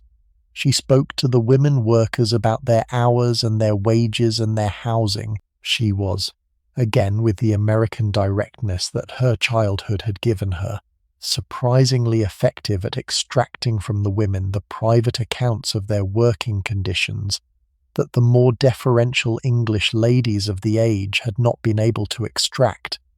She worked with various reforming organizations on the initiatives that the period was producing on women's working conditions. She would, in 1909 and again in 1910, give the public addresses on these questions that established her, in the specialized world of the social reformers, as a serious and committed participant rather than a fashionable amateur. The third form of the construction was the cultivation of an independent personal world that the marriage had not been able to absorb. Consuelo, by 1900, had developed a private circle of friends, mostly older women, mostly with their own private histories of difficult marriages, who had become, in the evening hours and the private weekends and the ongoing exchange of letters, the central emotional support of her life. There was the Duchess of Sutherland, the formidable Millicent Sutherland, who became one of her closest friends and who shared with her an interest in the social reform questions. There was Lady Curzon, the Vicereine of India, who was another of the great American dollar princesses of the previous generation, and who had married George Curzon and gone with him to India, when he was appointed Viceroy in 1898. Lady Curzon and Consuelo had been girls together in New York and Newport, and the reconnection of the friendship in their adult years was one of the significant relationships of Consuelo's life. There was the Duchess of Devonshire, the older and more formidable Louise Cavendish, who was a useful patron for Consuelo's early political and philanthropic work. There were various other private friendships with women in similar positions that gave Consuelo the ongoing emotional support that her marriage was not providing. There is an additional dimension of Consuelo's Edwardian transformation that I want to spend a moment with, because it is one of the concrete pieces from the period that most modern readers can directly encounter.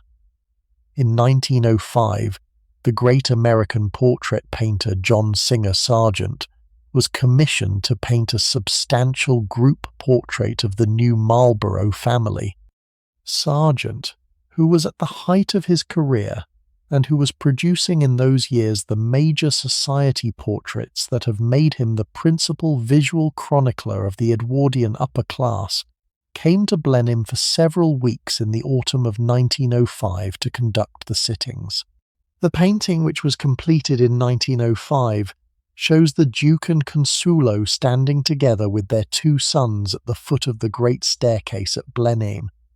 The Duke is in the dignified pose that the position required. Consuelo is standing behind and to one side of him, in a long evening gown of pale rose silk, with a substantial set of pearls. The two boys, John and Ivor, are in front of their parents, John on his father's side, Ivor on his mother's. The composition was deliberately modelled on a Reynolds family portrait of the previous Marlborough generation that hangs elsewhere in the palace, and Sargent's painting was intended, as great country house portraits operated, to take its place in the long sequence of family portraits that the saloon at Blenheim contained. The painting hangs at Blenheim today, in the Red Drawing Room. It is one of Sargent's better Edwardian group portraits. It is also, on closer inspection, a subtle commentary on the marriage it depicts. The Duke's expression is correct but distant. Consuelo's expression is composed but reserved. The two of them are positioned in the same frame, but they are not in any meaningful sense in contact with each other.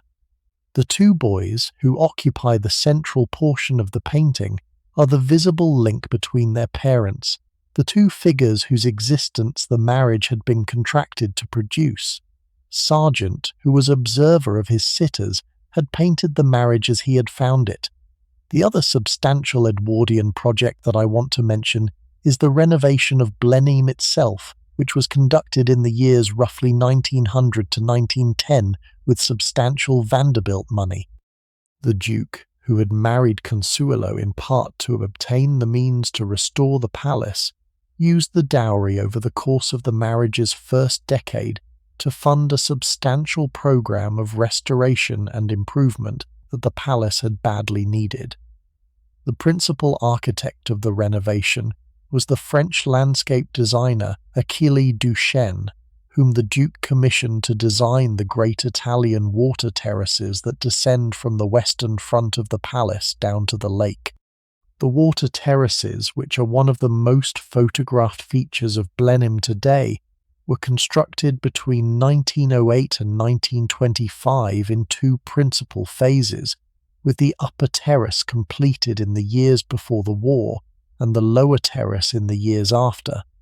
The whole program of renovation extended also to the interior of the palace, with the restoration of various of the staterooms, the installation of modern plumbing and electrical systems, and the substantial improvements to the family's living quarters that the wealth Consuelo had brought made possible. The palace, by the closing years of Consuelo's marriage, was in considerably better physical condition than it had been at the time of her arrival in 1895.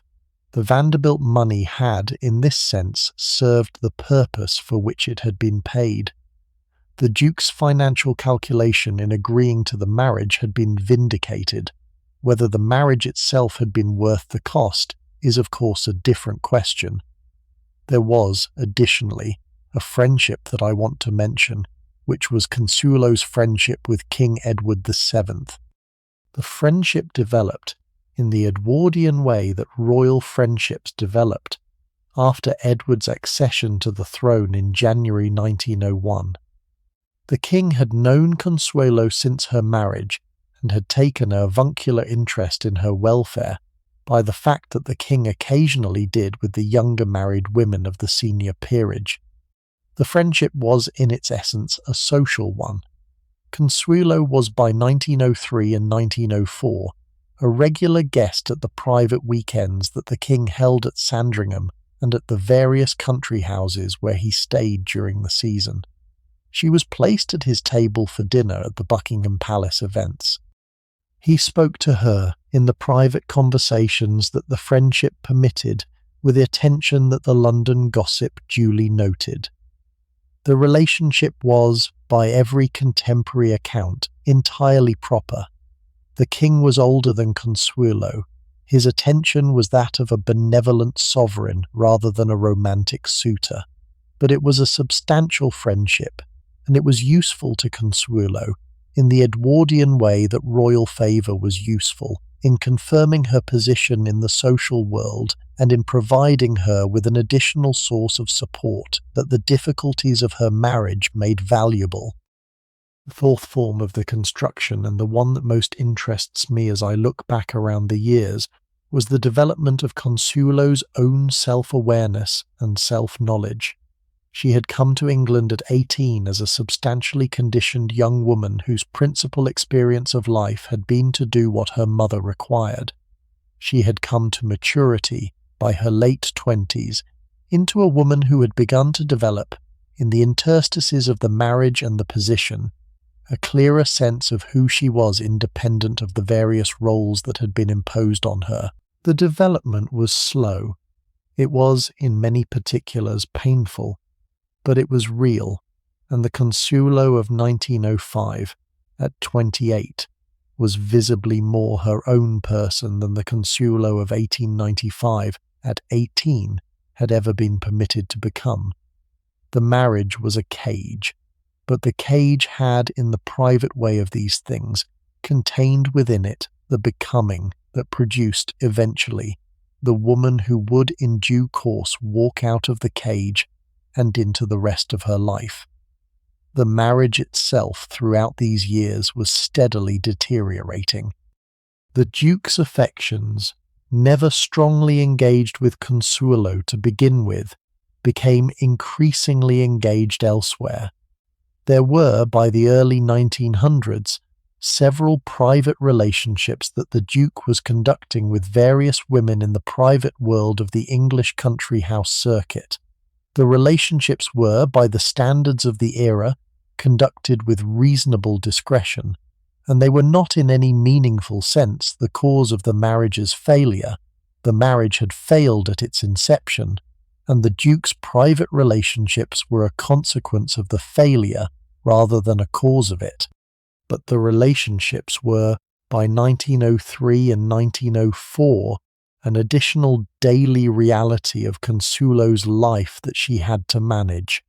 The most consequential of these relationships, when it eventually developed, was the Duke's involvement with a young American woman called Gladys Deacon, and the Gladys Deacon affair is sufficiently consequential that I want to spend a focused passage on it. Gladys Deacon was, in many ways, an even more extraordinary figure than Consuelo herself, and the history of her involvement with the Duke is one of the more astonishing side stories belonging to that world. Gladys Deacon was American, born in 1881 in Paris to expatriate American parents, whose marriage had ended in a dramatic manner. Gladys's father had, in 1892 in Cannes, shot her mother's lover in a celebrated trial that had made the private affairs of the Deacon family the subject of intense newspaper coverage. Gladys had grown up, accordingly, in the unsettled European life that the family's notoriety had produced. She had become by her late teens one of the more remarkable beauties of her generation, with the shape of physical presence that produced, in the various men who encountered her, an unusual degree of fascination. She was also extraordinarily intelligent and extraordinarily well-read, with an interest in classical literature and philosophy that the group of intellectuals who became her friends found genuinely impressive. She was, in summary, the sort of young woman whom the European intellectual society of the early 20th century occasionally produced, and her name was by 1900 well known in the private circles of the English and French upper classes. The Duke met Gladys Deacon, by the various accounts, at some point in 1899 or 1900. The encounter was, in the way of the era, described as a friendship of the sort that the Edwardian aristocracy regularly conducted between married men and unmarried young women. By 1901, the friendship had become something more substantial. By 1902 and 1903, it was understood, in the private way that the senior English society understood these things, that the Duke was substantially in love with Gladys Deacon, and was conducting with her a relationship that the formal protocols of his marriage did not, on the strict construction, permit. The relationship was, by perhaps 1904, an open secret in the Edwardian circles in which all the parties moved. Consuelo, of course, was aware of it. She would, in her later memoir, describe her response to it with the reserve that her memoir generally maintained. She did not, she said, find herself distressed by the Duke's involvement with Miss Deacon, because the marriage had not, by the time of the involvement, contained any substantial affection that the involvement could have damaged. The relationship was a fact. She incorporated it into her understanding of the marriage and continued with the daily work of her own life. The Duke and Gladys Deacon's relationship would continue, with various interruptions for the next 20 years, and it would become, eventually, the second marriage of the Duke after his eventual divorce from Consuelo. We will come, in due course, to the strange and tragic later life of Gladys Deacon, who would marry the Duke in 1921 and become the second wife of the 9th Duke of Marlborough, and whose subsequent decline into mental illness and reclusiveness would make her one of the more tragic figures of the interwar English upper class. But for the purposes of the present chapter of Consuelo's story, the Gladys Deacon affair is the event that pushed the Marlborough marriage past its final breaking point and produced, by 1906, the formal separation that ended its working life. The separation of 1906 was, in how aristocratic marital separations of the era were arranged, a private agreement between the parties that was not formally publicized, but that was understood by everyone with any knowledge of the situation to mark the end of the marriage as a working partnership. The Duke would continue to live at Blenheim. Consuelo would relocate to the family's London house in Curzon Street. The two of them would maintain, for public purposes, the fiction of a continuing marriage. They would appear together at the necessary state functions. They would coordinate the public dimensions of their respective lives. But they would not, in any practical daily sense, function as husband and wife. The two children, John and Ivor, who were 9 and 7 respectively, would divide their time between the two parents according to a private arrangement that the parents had worked out. The eldest, John, who as Marquess of Blandford was the heir to the dukedom, would spend the bulk of his year at Blenheim with his father, in the preparation for the position he would in due course inherit. Ivor would spend more of his time with his mother in London. The boys would in this sense be raised with the awareness that their parents had separated, and that the daily reality of their family had become permanently divided. Consuelo, in her memoir, wrote about the separation with the reserve that her account of her own painful experiences habitually employed. The separation had been, she said, the necessary acknowledgement of a fact that had been true since the wedding day. It had been arranged with the maximum of mutual courtesy that the difficult circumstances permitted. It was not, on her side, a source of distress, although she was conscious of its consequences for her sons. The years between the separation in 1906 and the formal divorce in 1921 are, in some sense, the years of Consuelo's productive middle life. She had, by 1906, the effective freedom that the separation had given her. She could live her own life in London, manage her own household, pursue her own interests, develop her own friendships without the daily friction of the failed marriage. She was, by the technical standards of the Anglican Church and the legal conventions of the era, still married, and remarriage was not, for the duration of those years, an option that was open to her. But within the constraint of the technical marriage, she had, for the first time since her childhood, the practical freedom to direct her own daily existence. She used the freedom, by every contemporary account, well. The political work continued.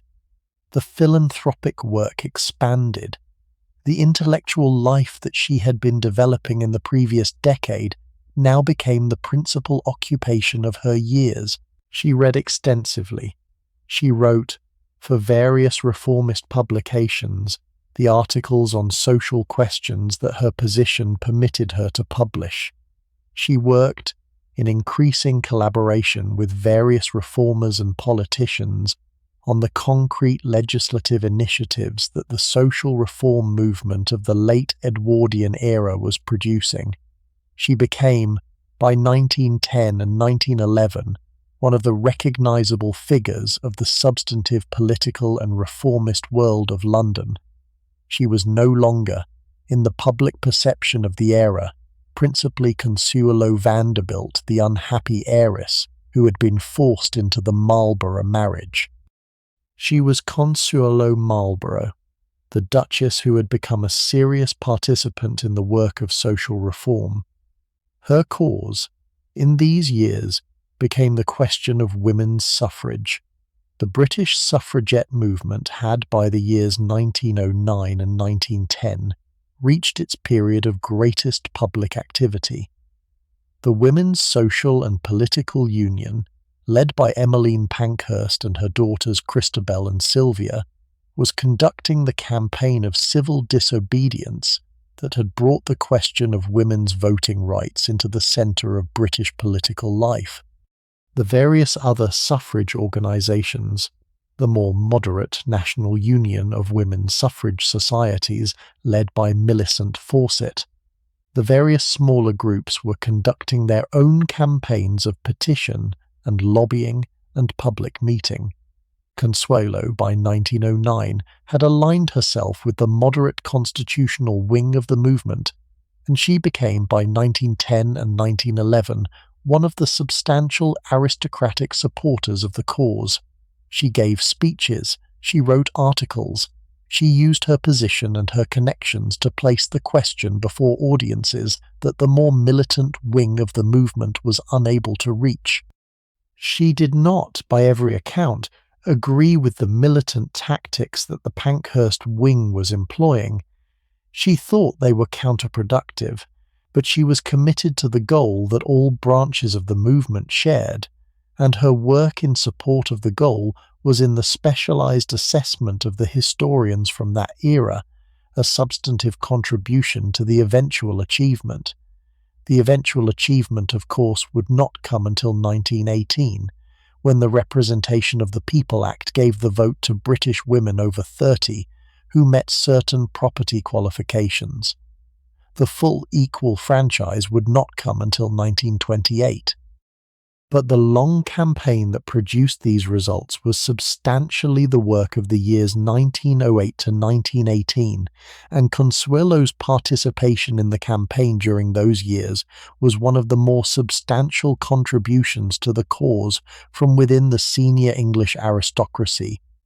Ulrich was noted big respect. The years between the separation and the war 1906 to 1914 were, in addition to the work I have described, the years in which Consuelo's friendship with various European intellectuals and reformers became substantial. She was by these years on cordial terms with George Bernard Shaw, with H. G. Wells, with various of the senior figures of the liberal political establishment, Asquith, Lloyd George, Edward Grey. She had, in her London house, a substantive salon that drew, on any given week, a serious mixture of political and intellectual figures. She was reading widely. She was thinking carefully. She was in the accumulating way that intellectual development occurs in any thoughtful person who applies themselves to it over time, becoming a more interesting person.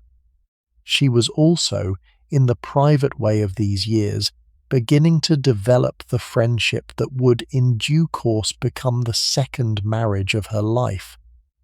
The friendship was with a French aviation pioneer called Jacques Balsan. Balsan was, in the years before the war, one of the more prominent figures of the French aviation community that had emerged in the years following the Wright brothers' first flights of 1903 and 1905. He was a member of a wealthy French textile manufacturing family whose interests had given him the financial freedom to pursue his various enthusiasms. He was, by the years of the early 1910s, perhaps in his early 40s, he had been born in 1868. which made him roughly 9 years older than Consuelo. He had been, in his earlier years, an army officer and then a balloonist. He had been one of the early licensed aeroplane pilots of France. He had been involved with various of the early French aviation pioneers in the design and construction of the first generation of practical aeroplanes.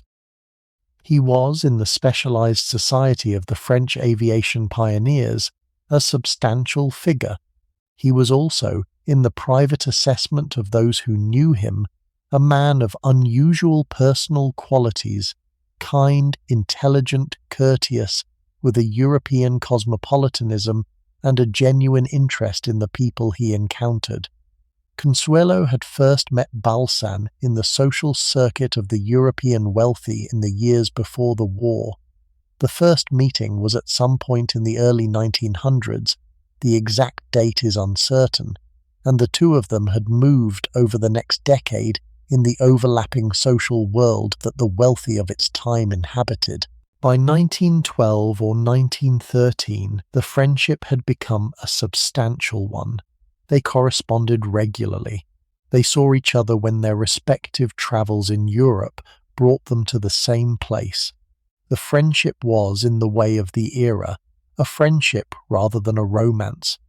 Consuelo was still technically married to the Duke of Marlborough, and Balsan was a man of European propriety who would not have permitted any open development of the friendship into something more under those circumstances.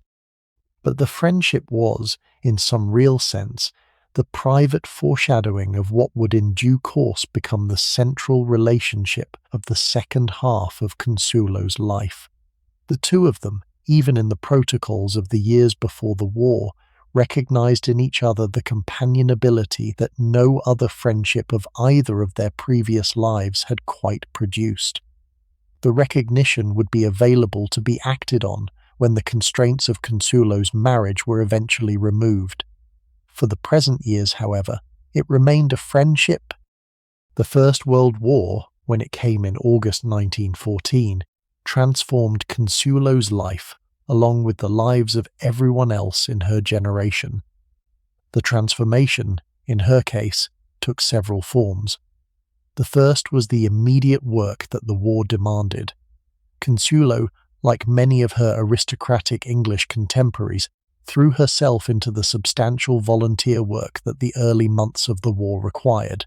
She helped organize the conversion of various country houses into convalescent hospitals for wounded officers.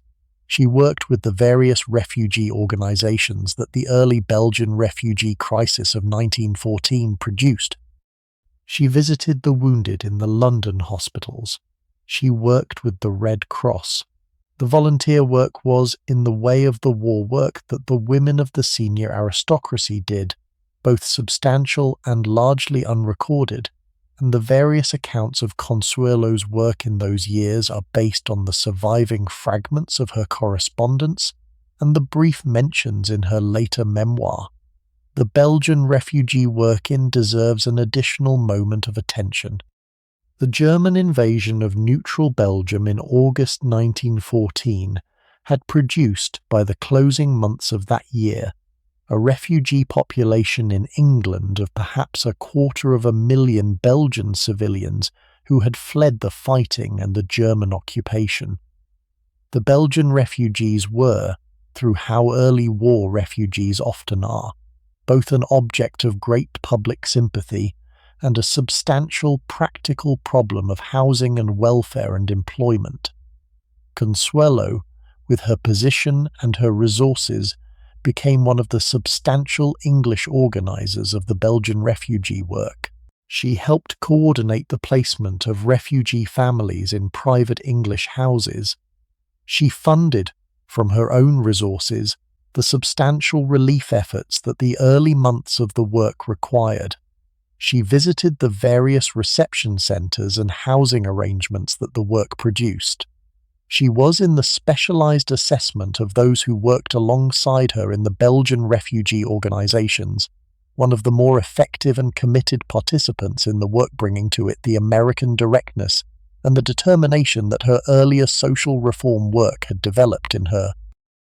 I want to spend a moment with the character of this war work because it is the concrete expression of the type of person Consuelo had become by 1914. She was, by the outbreak of the war, 37 years old. She had, by then, perhaps 15 years of substantial philanthropic and reformist work behind her. She knew the institutional landscape of London charitable work where 15 years of substantial engagement produces. When the war came, she did not need to learn how to do anything new. She simply applied the existing skills and the existing networks to the new emergency. Her London house in Curzon Street became, in the autumn of 1914, one of the substantial coordinating centres for the Belgian refugee work that the early months of the war required. The house was given over, for several months, to the intensive work of receiving refugees, finding them temporary accommodation, organising their medical and material needs, and connecting them with the longer-term arrangements that would carry them through the duration of the war. Consuelo, who had been raised speaking French and who could converse comfortably with the Belgian refugees in their own language, was effective in the interview work that the refugee processing required. She personally interviewed, by the various estimates, hundreds of refugees in the autumn of 1914. She personally arranged accommodation for many of them.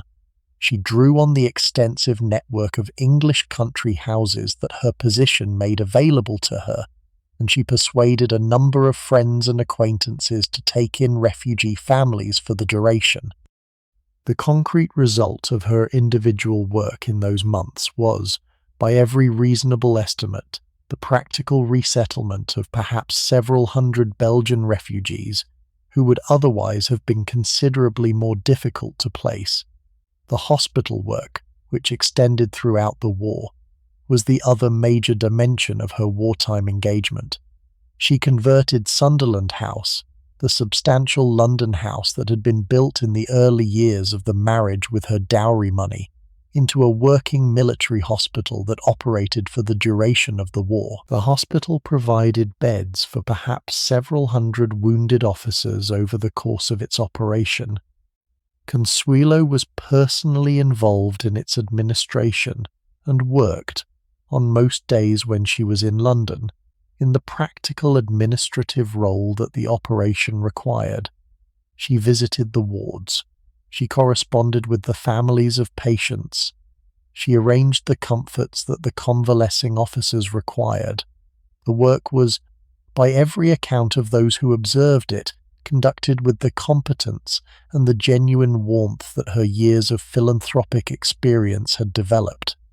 She was not, in any of this, a fashionable amateur.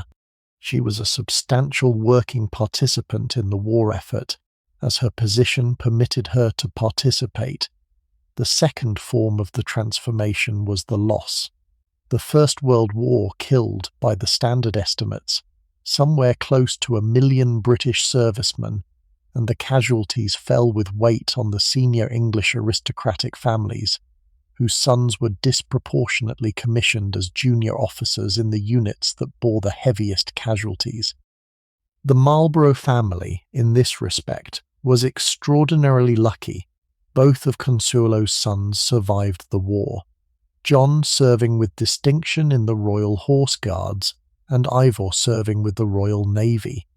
But the extended circle of Consuelo's English friends and connections lost, between 1914 and 1918, a substantial proportion of their sons and brothers and cousins. The Duchess of Sutherland's son was killed. Various of the political circle who had attended the Curzon Street dinners did not return. The whole social world that Consuelo had constructed over the previous 15 years was, by 1918, a substantially diminished thing, with the permanent gaps in it that the war had produced. She would, in the years after the war, write to friends about the strange experience of attending dinners at houses where the missing chairs had not yet quite been absorbed into the seating plan, and where the conversation occasionally lapsed into the reflective silence that the absence of certain voices produced. The third form of the transformation was the final clarification of her own marital position. The Duke, during the war, had been substantially absent from London. He had taken up, in 1914, a military appointment that kept him on staff duties for the duration. Consuelo had been entirely in London. The two of them, by 1918, had not lived under the same roof for 12 years. The marriage was in any working sense over, and had been for more than a decade. The Duke, in the private discussions that occurred toward the end of the war, indicated that he was prepared, when the post-war legal and social conditions permitted, to seek a formal divorce. The divorce, when it came, would allow him to remarry. The remarriage, as the Duke had been making increasingly clear since 1916 or so, would be to Gladys Deacon, with whom he had been substantially involved for the previous 15 years. Consuelo, on her side, raised no objection. The formal divorce would also free her, although the prospect of her own remarriage was at this point not yet a settled question. She and Jacques Balsan had been corresponding throughout the war. Balsan had served in the French Air Force with distinction throughout the conflict, and the two of them had, by 1918, an understanding that I will describe more fully in due course. But the immediate point in 1918 was that both Consuelo and the Duke wanted the formal end of the marriage that had effectively ended in 1906. The formal civil divorce was finalised in 1921. The Marlborough marriage was, after 26 years of formal existence and 15 years of separated existence, legally dissolved. The Duke remarried Gladys Deacon in June 1921, almost as soon as the divorce was final. Consuelo, after a brief interval, remarried Jacques Balsan on the 4th of July 1921 in a private ceremony in London that was attended only by close family. She was 44 years old. The first marriage had occupied her from 18 to 44, the entire central span of her adult life. The second marriage was about to begin. I want to spend a moment with the second marriage, because the second marriage is the part of Consuelo's story that the popular memory of her case has tended most thoroughly to overlook, and because it is the part that gives the entire arc its proper resolution.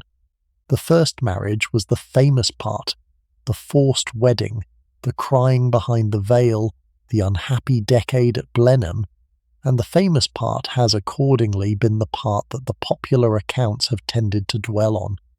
But the second marriage was, by every measure, the more significant part of her life. It lasted 35 years.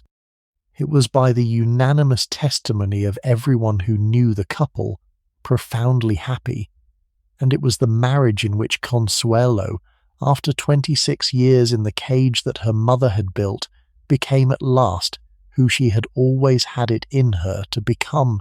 Jacques Balsan was, in 1921, 53 years old. He was a man of medium height, slender, with a military bearing that his army training had given him. He had a French moustache. He had, by every contemporary description, a form of face that registered as friendly and intelligent and humorous. He was a Catholic by birth and conviction, although not devout. He was a Republican, in the French sense of the term, with a strong commitment to the principles of the Third Republic. He was extraordinarily competent in his various technical interests. He had, by 1921, been involved in French aviation for nearly 20 years, had served as a pilot and an officer in the war, and was considered by his colleagues in the French aviation industry one of the most knowledgeable practical authorities on the technical questions that the early aviation period was raising. He was, in addition to the technical interests, a man of considerable cultural cultivation, a serious reader, a competent amateur in music and the visual arts, a traveller. He was in summary a version of man whom Consuelo had probably needed all her life, and whom her mother's programme had prevented her from finding earlier. The marriage between Consuelo and Jacques was, from its first day, an entirely different kind of marriage from the first one. Jacques loved Consuelo. Consuelo loved Jacques. The mutual love was not, in any romantic novel sense, the principal thing between them. Then was the companionability that two intelligent and thoughtful people can produce when they have found each other in middle age and recognized in each other the qualities that no other person of their previous lives had supplied. They liked each other's company. They were interested in each other's interests. They could, on any given evening, sit together for hours in the pleasant silence that comfortable couples produce, or talk for hours about the subjects that interested them both. The marriage was, in this sense, the great success that the first marriage had so spectacularly failed to be. The Balsans established themselves in two principal residences. The first was the Château Le Sueil at Izé, a 16th-century castle on the cliffs above the Mediterranean coast between Nice and Monaco, that the Balsans purchased and renovated in the early years of the marriage. Le Sueil was by every account one of the pleasures of Consuelo's adult life, a beautifully positioned house, with views down to the sea and across to the Italian coast, with the gardens that Consuelo developed over the next decade, with the daily life that the Riviera permitted in the years between the wars. The house had been built originally as a fortified farmhouse in the 16th century, and the renovation that the Balsans conducted in the early 1920s preserved the original stone walls and the medieval interior arrangement, while adding the modern conveniences that the Riviera life required. Consuelo, with her training in the great country house traditions of England, applied to Le Sueil the skills of the country house chatelaine, the arrangement of the gardens, the thoughtful furnishing of the rooms, the management of the household. The Garden Inn became, over the years of the marriage, one of the most admired Riviera gardens then, a series of terraced beds descending the cliff toward the sea, planted with the combination of Mediterranean and English plants that the climate permitted, with the reflecting pools and the walks that the design required. The second residence was the Château of Saint-Georges Motel in Normandy, which the Balsans purchased somewhat later, and which became their principal French country residence. Saint-Georges Motel was a 16th-century chateau in a more substantial setting than Le Sueil, with a large park and substantial gardens, and the character of neighbourhood role that the French nobility of the surrounding country expected of their senior families. The chateau had been built originally for the Knights of Malta in the 16th century, and had passed through various hands before the Balsans purchased it in the late 1920s. Consuelo, in her capacity as the chatelaine of Saint-Georges Motel, played the role with the competence that her years at Blenheim had given her. She was, by every account of the local witnesses, a beloved figure in the surrounding country. She founded on the estate a substantial children's hospital that provided medical care for the children of the local agricultural workers. She funded the parish welfare initiatives that the French rural communities required. She conducted, through the years of the interwar period, the shape of substantial philanthropic work in the surrounding country that her position permitted, and that her own developed instincts inclined her to. The daily texture of the Balsan marriage is worth a moment's attention, because it is the evidence of what the second life actually consisted of. Jacques was, by temperament, an early riser. He would, on most mornings, be up by 6:30, and would spend the first 2 hours of the day in his study, working through the technical correspondence that his various aviation and engineering interests continued to generate well into his later years. He was, throughout the marriage, In continuing correspondence with the various French aviation pioneers and engineers who had been his colleagues in the years before the war, and with the new generation of aviation figures whose work he followed with the attention of an earlier participant in the field. The morning study hours were, accordingly, a fixed feature of the daily pattern. Consuelo, who was less of an early riser than her husband, would generally come down to the breakfast room at perhaps 8:30 or 9, and would attend to her own correspondence in the private hours of the morning that her domestic schedule permitted. The two of them came together for the late morning, which was their principal companionable interval of the day. They would, depending on the weather and the residence, walk in the gardens or drive in the open car that Jacques kept at each of the houses for the private excursions that the married life included, or simply sit together on whichever terrace or sitting room the day's conditions had chosen. They talked. The conversations between them, as both of them recorded in various private letters that survive, were one of the principal pleasures of the marriage. They talked about books they were reading, about the political events of the day, about the concerns of the various friends and relatives whose lives they were tracking, about the running questions of their own household and gardens and various interests. The talk was, by every account that has come down to us, the sort of inexhaustible, companionable talk that very compatible couples produce, which can occupy hours on any given day without ever quite running through its available subjects. The afternoons, in the standard Balsan pattern, were given over to the individual occupations that each of them pursued. Jacques had his various technical and engineering interests, which the interwar French aviation industry continued to provide. He was also, by his late 50s and 60s, an accomplished amateur photographer, and the photographic record of the Balsan marriage, which various of the biographies have used as illustrations, is substantially Jacques' own work.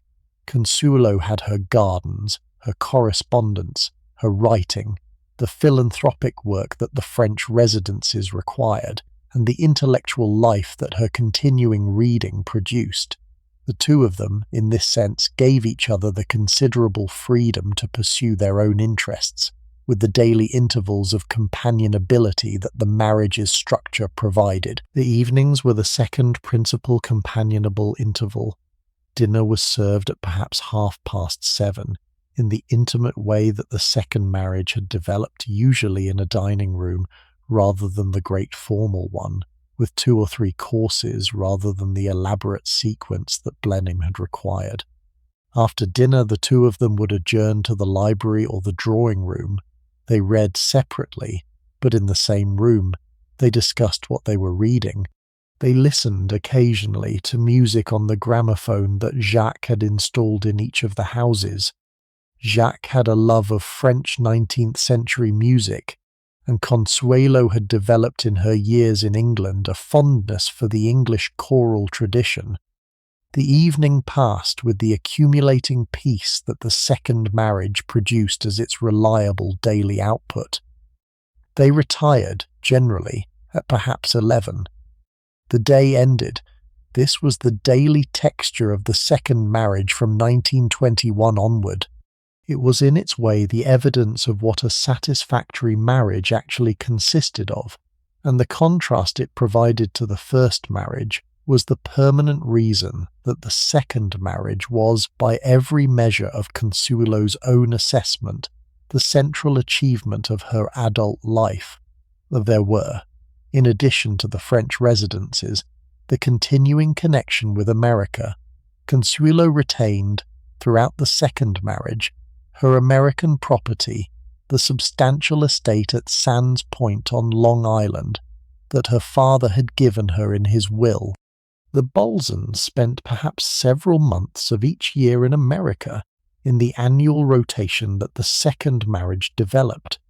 Consuelo's mother, Alva, who had remarried after the death of William Kissam Vanderbilt, and was now Mrs. Oliver Belmont, was still alive in the early years of the second marriage.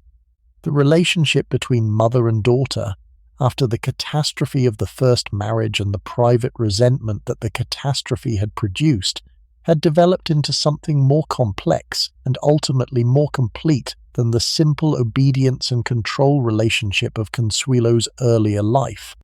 We will come, in due course, to the remarkable closing of the relationship between Alva and Consuelo, which occurred in the years between 1924 and Alva's death in 1933, and which represents one of the more interesting acts of late-life acknowledgement that the period produced. The remarkable closing began with the Catholic annulment of 1926. The annulment, which is one of the more curious side stories of the entire Marlborough affair, requires explanation. Consuelo, in her marriage to Jacques Balsan, had married a Catholic. The Catholic Church does not recognize civil divorce as a basis for the dissolution of a sacramental marriage, and Consuelo's first marriage to the Duke of Marlborough, although it had been an Anglican ceremony rather than a Catholic one, was nevertheless considered by the Catholic Church to have been a valid sacramental marriage between two baptized Christians. The civil divorce of 1921 had ended the legal marriage in the eyes of British and American civil law, but it had not ended the marriage in the eyes of the Catholic Church. Consuelo's marriage to Jacques Balsan was, accordingly, in Catholic terms, the marriage of a divorced woman whose previous husband was still living, and was not therefore a valid Catholic marriage. The Balsans had been married only in a civil ceremony, since the Catholic Church would not have performed the wedding under the prevailing circumstances, and the irregularity of their position with respect to the Catholic Church was a recurring difficulty in their daily life in the French Catholic society in which Jacques moved. The irregularity could be regularized, however, if the Catholic Church could be persuaded to issue an annulment of Consuelo's first marriage on the grounds that the first marriage had not, in fact, been a valid sacramental union. The grounds for annulment in Catholic law are and limited. One of the recognized grounds is force or coercion. If a marriage has been entered into not by the free consent of both parties but under coercion or duress, the marriage is not, in Catholic terms, a valid sacramental union, and an annulment can be issued declaring that the marriage was from its origin null. The grounds applied, on a reading of the actual circumstances, almost perfectly to the Marlborough marriage of 1895. Consuelo had not consented freely. She had been coerced by her mother, by methods that were extreme even by the standards of the era. The marriage had been, in the strict Catholic theological sense, not a valid sacramental union, but a coerced contract. The annulment, on these grounds, could in principle be issued. The application for the annulment was filed with the Catholic ecclesiastical authorities in 1926. The application required, as part of the standard process, the collection of evidence about the circumstances of the marriage. The principal evidence had to come from the parties to the marriage themselves, and from the persons who had been present at the time of the events. The most consequential single piece of evidence, accordingly, was the testimony of Alva Vanderbilt Belmont, who was the only person in a position to confirm or deny the coercion that the application alleged. Alva, by 1926, was 73 years old. She had, in the years since the catastrophe of 1895, gone through her own substantial transformation. She had, in 1895, been the engine of the private tyranny that had produced her daughter's misery. She had in the decades since become an increasingly prominent figure in the women's suffrage movement, funding the cause, marching in the parades, founding organizations, dedicating substantial financial resources to the long campaign for women's voting rights. The transformation on the private level represented Alva's own working out of certain questions about women's autonomy that her treatment of Consuelo in 1895 had raised in their most acute form. She had, in some sense, spent the next 30 years working out what she had done and arriving at a different position from the position from which she had done it. When the application for the annulment came to her in 1926, Alva did the unexpected thing. She testified, in writing, in a sworn deposition that the application required, that she had indeed coerced her daughter into the marriage. She described in some detail the methods she had used. She described the threats. She described the isolation. She described her daughter's resistance and the breaking of the resistance. She did not, in the deposition, attempt to defend her actions or to soften the description. She simply gave, on oath, the substantially accurate account of what had happened in 1894 and 1895. The deposition, when it was filed with the ecclesiastical authorities, was the central piece of evidence on the question of coercion. The annulment on this evidence was granted in 1926. The annulment is in some ways the most remarkable single fact in the entire story. The mother who had spent 14 months breaking her daughter's spirit in 1894 and 1895 had 30 years later gone on the record under oath to acknowledge what she had done. The acknowledgement had no immediate practical purpose for Alva. She gained nothing from making it. The acknowledgement had a substantial practical purpose for Consuelo, who could now have her marriage to Jacques Balsan recognized by the Catholic Church and could remove the persistent irregularity from her position. But the acknowledgement was also, in some sense, the private act of Alva's late-life moral reckoning with what she had done. The 30 intervening years had given her time to think. She had, for substantial portions of those 30 years, been a leading public advocate for the proposition that women should be free to direct their own lives. She had, in the application for the annulment, been asked to give testimony that bore directly on whether her own treatment of her own daughter had been consistent with the proposition she had been publicly defending. She gave the testimony. The evidence supported the conclusion that the proposition required her to acknowledge. She acknowledged it.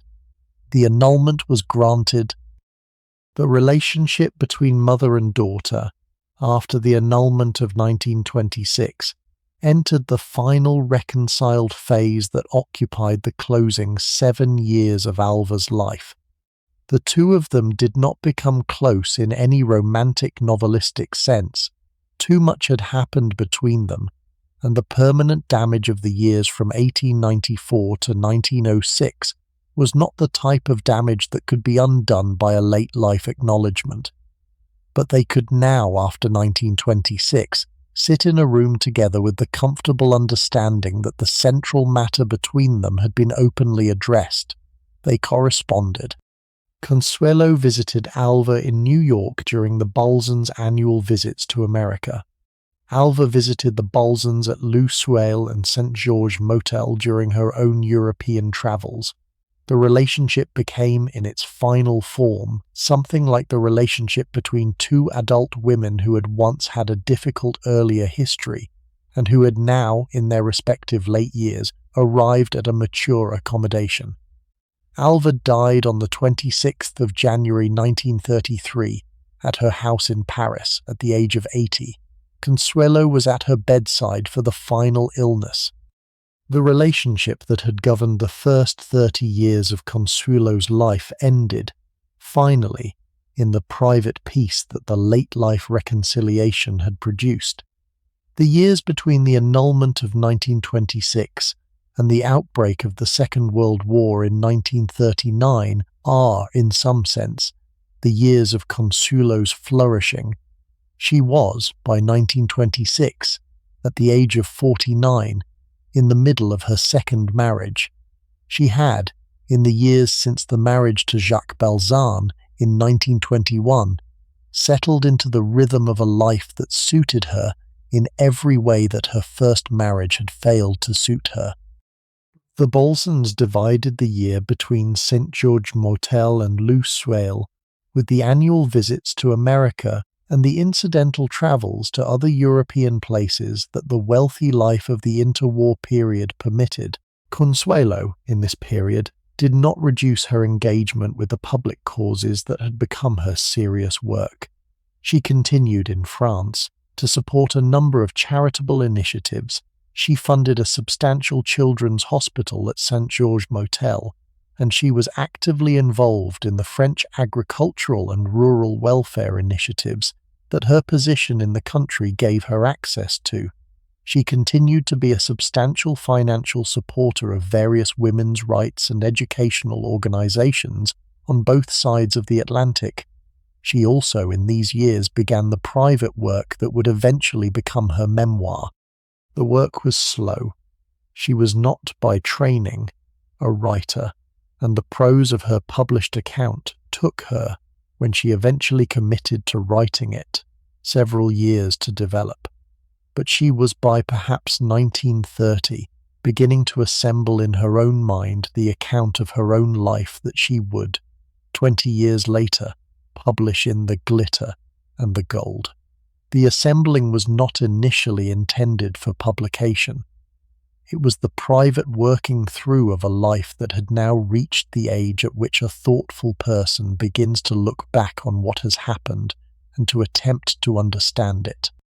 Consuelo, in the private hours that the second marriage permitted her to spend in this kind of reflection, was beginning to construct the version of her own story that would in due course become the canonical account. The two sons of the first marriage, John and Ivor, were by these years grown men with their own established lives.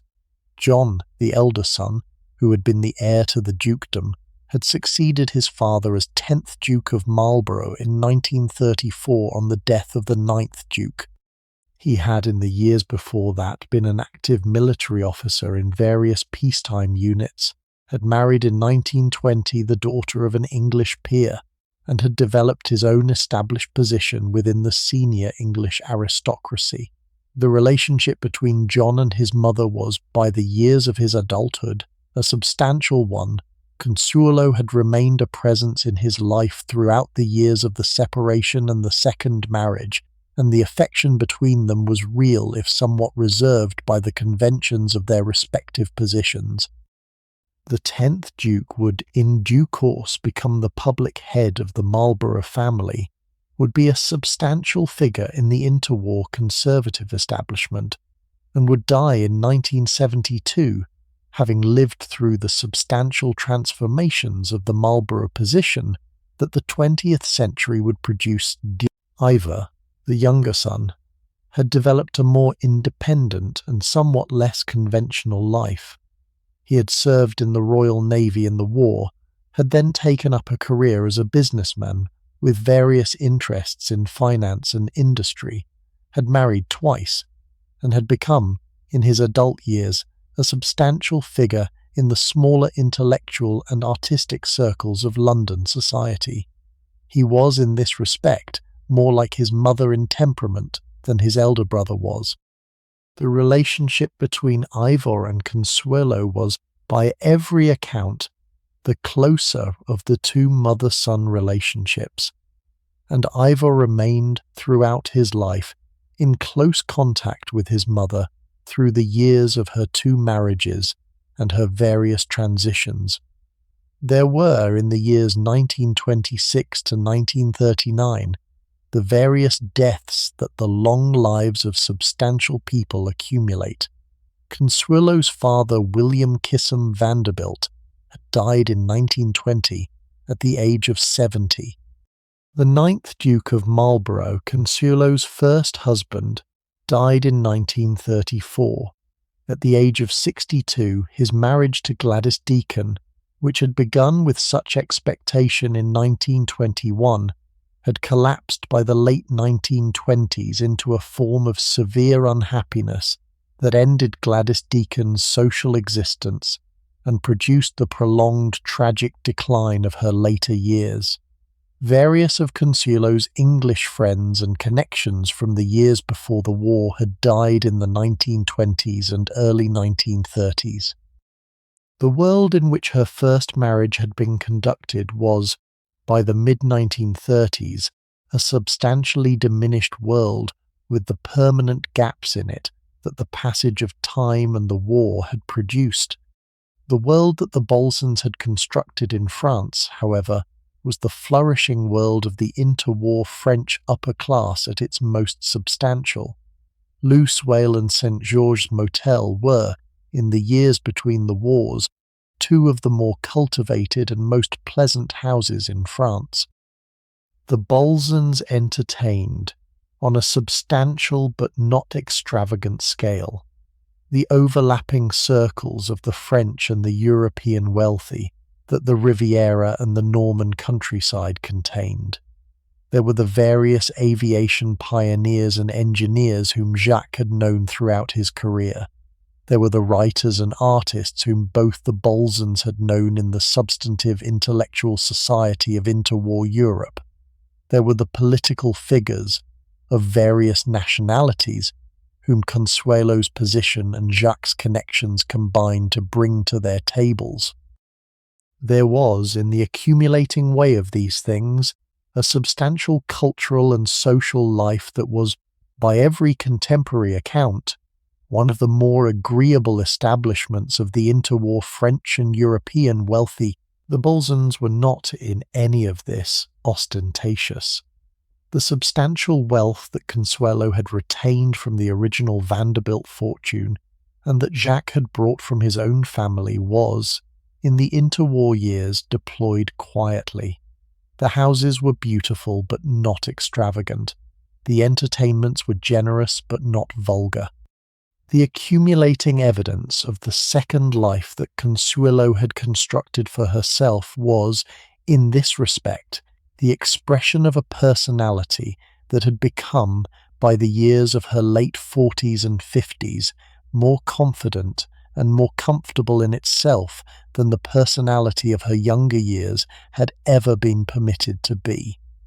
She was, in summary, finally herself. The cage had been opened. The second life was real. I want to spend a moment with the daily texture of the second marriage, because the daily texture is the part of it that distinguishes it most clearly from the daily texture of the first marriage, and that, in the accumulating way of these things, makes the difference. The day at St. George's Motel began, for the Balsans, at perhaps 8 in the morning, when their respective valets and ladies' maids brought morning tea and ran the baths. Breakfast was at 9, in the breakfast room that opened onto the formal garden, and the two of them took breakfast together. This was in itself a substantial difference from the first marriage, in which the Duke had habitually taken breakfast in his dressing room and had not appeared in the family rooms until after 10. Jacques came to breakfast. He was present. He was glad to see her. He asked her about her plans for the day and told her about his own. They read the morning papers, the French papers from Paris, the English papers from London, the American papers that arrived several days late, and discussed, in the way of two intelligent people who shared their political and cultural opinions in substantial detail, the daily news of the world. The breakfast lasted perhaps an hour. The morning was given over, in the alternating pattern that the Balsans had developed, to each of their respective occupations, Jacques to his aviation correspondence and his business interests, Consuelo to her own correspondence and her philanthropic work and the ongoing management of the household. The two of them rejoined for lunch at 1, and lunch, like breakfast, was a substantial daily institution of their shared life. The afternoon, in good weather, often included a walk together in the gardens, or a drive in the motor car that Jacques enjoyed, or a visit to one of the neighbouring families. The evening, like the morning, was conducted together. They dressed for dinner, but not in the elaborate full evening costume that Blenheim had required when only the Duke and Duchess were in residence. They dressed in the comfortable evening clothes that the second marriage's more relaxed standards permitted. Dinner was at 8. They sat together at the table, not at opposite ends of a 30-foot mahogany surface, but at adjacent corners of a smaller round table that the Balsans had had installed in the private dining room they used when they were alone. They talked. They had, by every contemporary account, never run out of things to talk about along the entire 35 years of the marriage. The dinner lasted perhaps an hour and a half. Afterward they sat together in the drawing room, and Jacques read aloud to Consuelo, a daily institution that he had begun in the early months of the marriage, and that had continued for the next 35 years. He read her French novels. He read her the historical works that they were both interested in. He read her the classical texts that her education had given her the appreciation for. The reading lasted perhaps an hour. They retired, together, at perhaps 11. The day ended. The accumulated detail of this daily texture is, in the way of these things, the most concrete evidence of the difference between the first marriage and the second. The first marriage had been the marriage of two people who occupied the same establishment but did not, in any meaningful sense, share their daily lives with each other. The second marriage was the marriage of two people who occupied the same establishment because they wanted to share their daily lives with each other.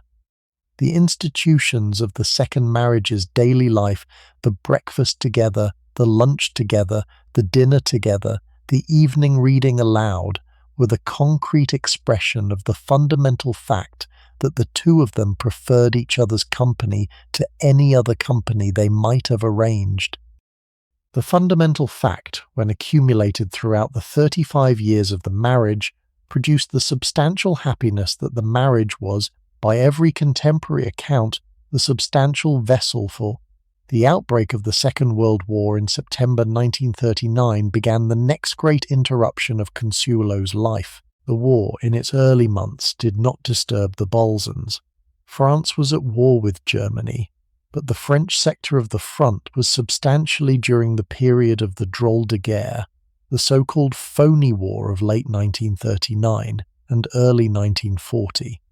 The Balsans were in residence at St. George Motel through the autumn and winter of 1939, with the heightened wartime conditions that the war footing required, but with no immediate threat to their position. The calculation that any thoughtful person would have made about the future of France in the spring of 1940 was that France would, as in 1914, hold the Germans on the eastern frontier, and that the war would in due course be conducted as a long defensive struggle of the kind that had been conducted in the previous war. The calculation was wrong. The German offensive of May 1940, which broke through the Ardennes and around the northern end of the Maginot Line, produced the catastrophic French collapse of May and June. By the second week of June, the German armies were sweeping across northern France. By the middle of June, Paris had fallen. By the 17th of June, the new French government under Marshal Pétain was suing for an armistice. By the 22nd of June, the armistice had been signed. France had been defeated in 6 weeks. The previous calculation about the war's likely duration had been catastrophically wrong, and the substantial life that the Balsans had built at St. George Motel and Loos Swale over the previous 19 years was by the closing days of June 1940 no longer tenable. The Balsans, like many of the senior figures of the French upper class, made the calculation that the German occupation of France would be incompatible with the continuation of their previous lives. They were not, by any of the standard wartime classifications, in immediate physical danger. They were neither Jewish nor communist, nor active in the early resistance, the categories that the German occupation authorities were initially most interested in, but they were of a generation and a class for whom the daily realities of life under German occupation were, by their political and personal convictions, intolerable. They would not stay. They would, somehow, leave. The escape, In the narrow window of opportunity that the closing days of the unoccupied zone provided in the late summer of 1940 was a version of operation that the period required. The Balsans went south by car through the temporarily unoccupied zone that the Vichy government technically administered. They reached Spain with various papers that the last-minute preparations had assembled. They crossed Spain to Portugal. From Portugal, they took a ship to America. The whole journey took perhaps 6 weeks. The Balsans arrived in New York in the autumn of 1940. They settled initially at Consuelo's Long Island house at Sands Point, and would in due course establish their American household principally at the Balsan house in Palm Beach, Florida, with the Long Island house as the summer residence. Consuelo was 63, Jacques was 72. The European life that the marriage had been built around was over. The remaining years of the marriage would be conducted in America. The American years, from 1940 to 1956, were the closing years of the marriage. They were, by every account, peaceful and pleasant. The Balsans had the substantial financial resources to conduct an entirely comfortable American life. They had the network of family and friends that Consuelo's connections in America provided. They had, in the accumulating routine of the war years and the early post-war years, a pleasant existence that was, in its own way, the American counterpart of the French life they had left behind. There was the house at Sands Point, with its garden and its Long Island social world. There was the house at Palm Beach, with its winter seasonal social life. There was the ongoing engagement with various American causes.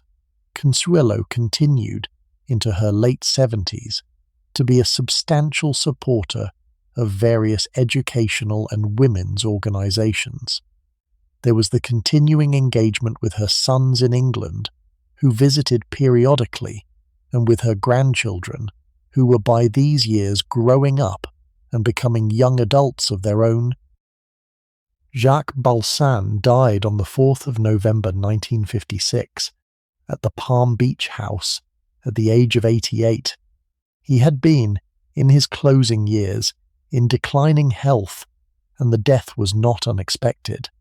But it was, for Consuelo, the central loss of her adult life. The 35-year marriage that had been the second great chapter of her existence ended. She was 79 years old. She was a widow for the second time, having survived now both of her husbands. She had, ahead of her, 8 more years of her own life to conduct. The 8 years between Jacques' death in 1956 and Consuelo's own death in 1964 were the years in which she conducted, with the determination that her long life had developed, the final tasks of her own existence. The principal of these tasks was the publication of her memoir. The memoir had been, as I mentioned earlier, the private working of nearly 25 years. Consuelo had begun the process of assembling her account of her own life in the early 1930s, at first as the private reflection that her own thoughtful late middle age had begun to require, and then by perhaps the late 1940s as the more deliberate project of preparing a published version. She had worked on the manuscript through the war years and the early post-war years. She had, by 1950, a substantial draft. She had worked on it intermittently in the intervals of her American life, with the editorial assistance that her American publisher provided. She had, by 1952, the version that she was prepared to publish. The book was published in October 1952 by Harper and Brothers in New York and by Heinemann in London, under the title The Glitter and the Gold. The title was taken from the phrase that the publisher and Consuelo had agreed on as the most appropriate summary of the book's principal subject. The contrast between the surface glamour of Consuelo's life as a dollar princess duchess and the underlying reality that the surface glamour had often concealed. The book ran to perhaps 350 pages in its principal edition. It was reviewed extensively in both the American and the British press. It was, by every measure of its commercial success, a substantial bestseller. It was reprinted in the year following publication in something like a dozen editions. It was translated into French, German, Spanish, and several other European languages. It became, by the years immediately after its publication, the standard primary source for everything that has subsequently been said about the Marlborough marriage and about the dollar princess phenomenon in general. It was, in summary, the definitive literary product of Consuelo's long life. The book is, by the standards of memoir writing in any era, an unusually good one. It is well written in a clear prose that betrays no obvious editorial assistance, and that suggests, throughout, the intelligence of its author.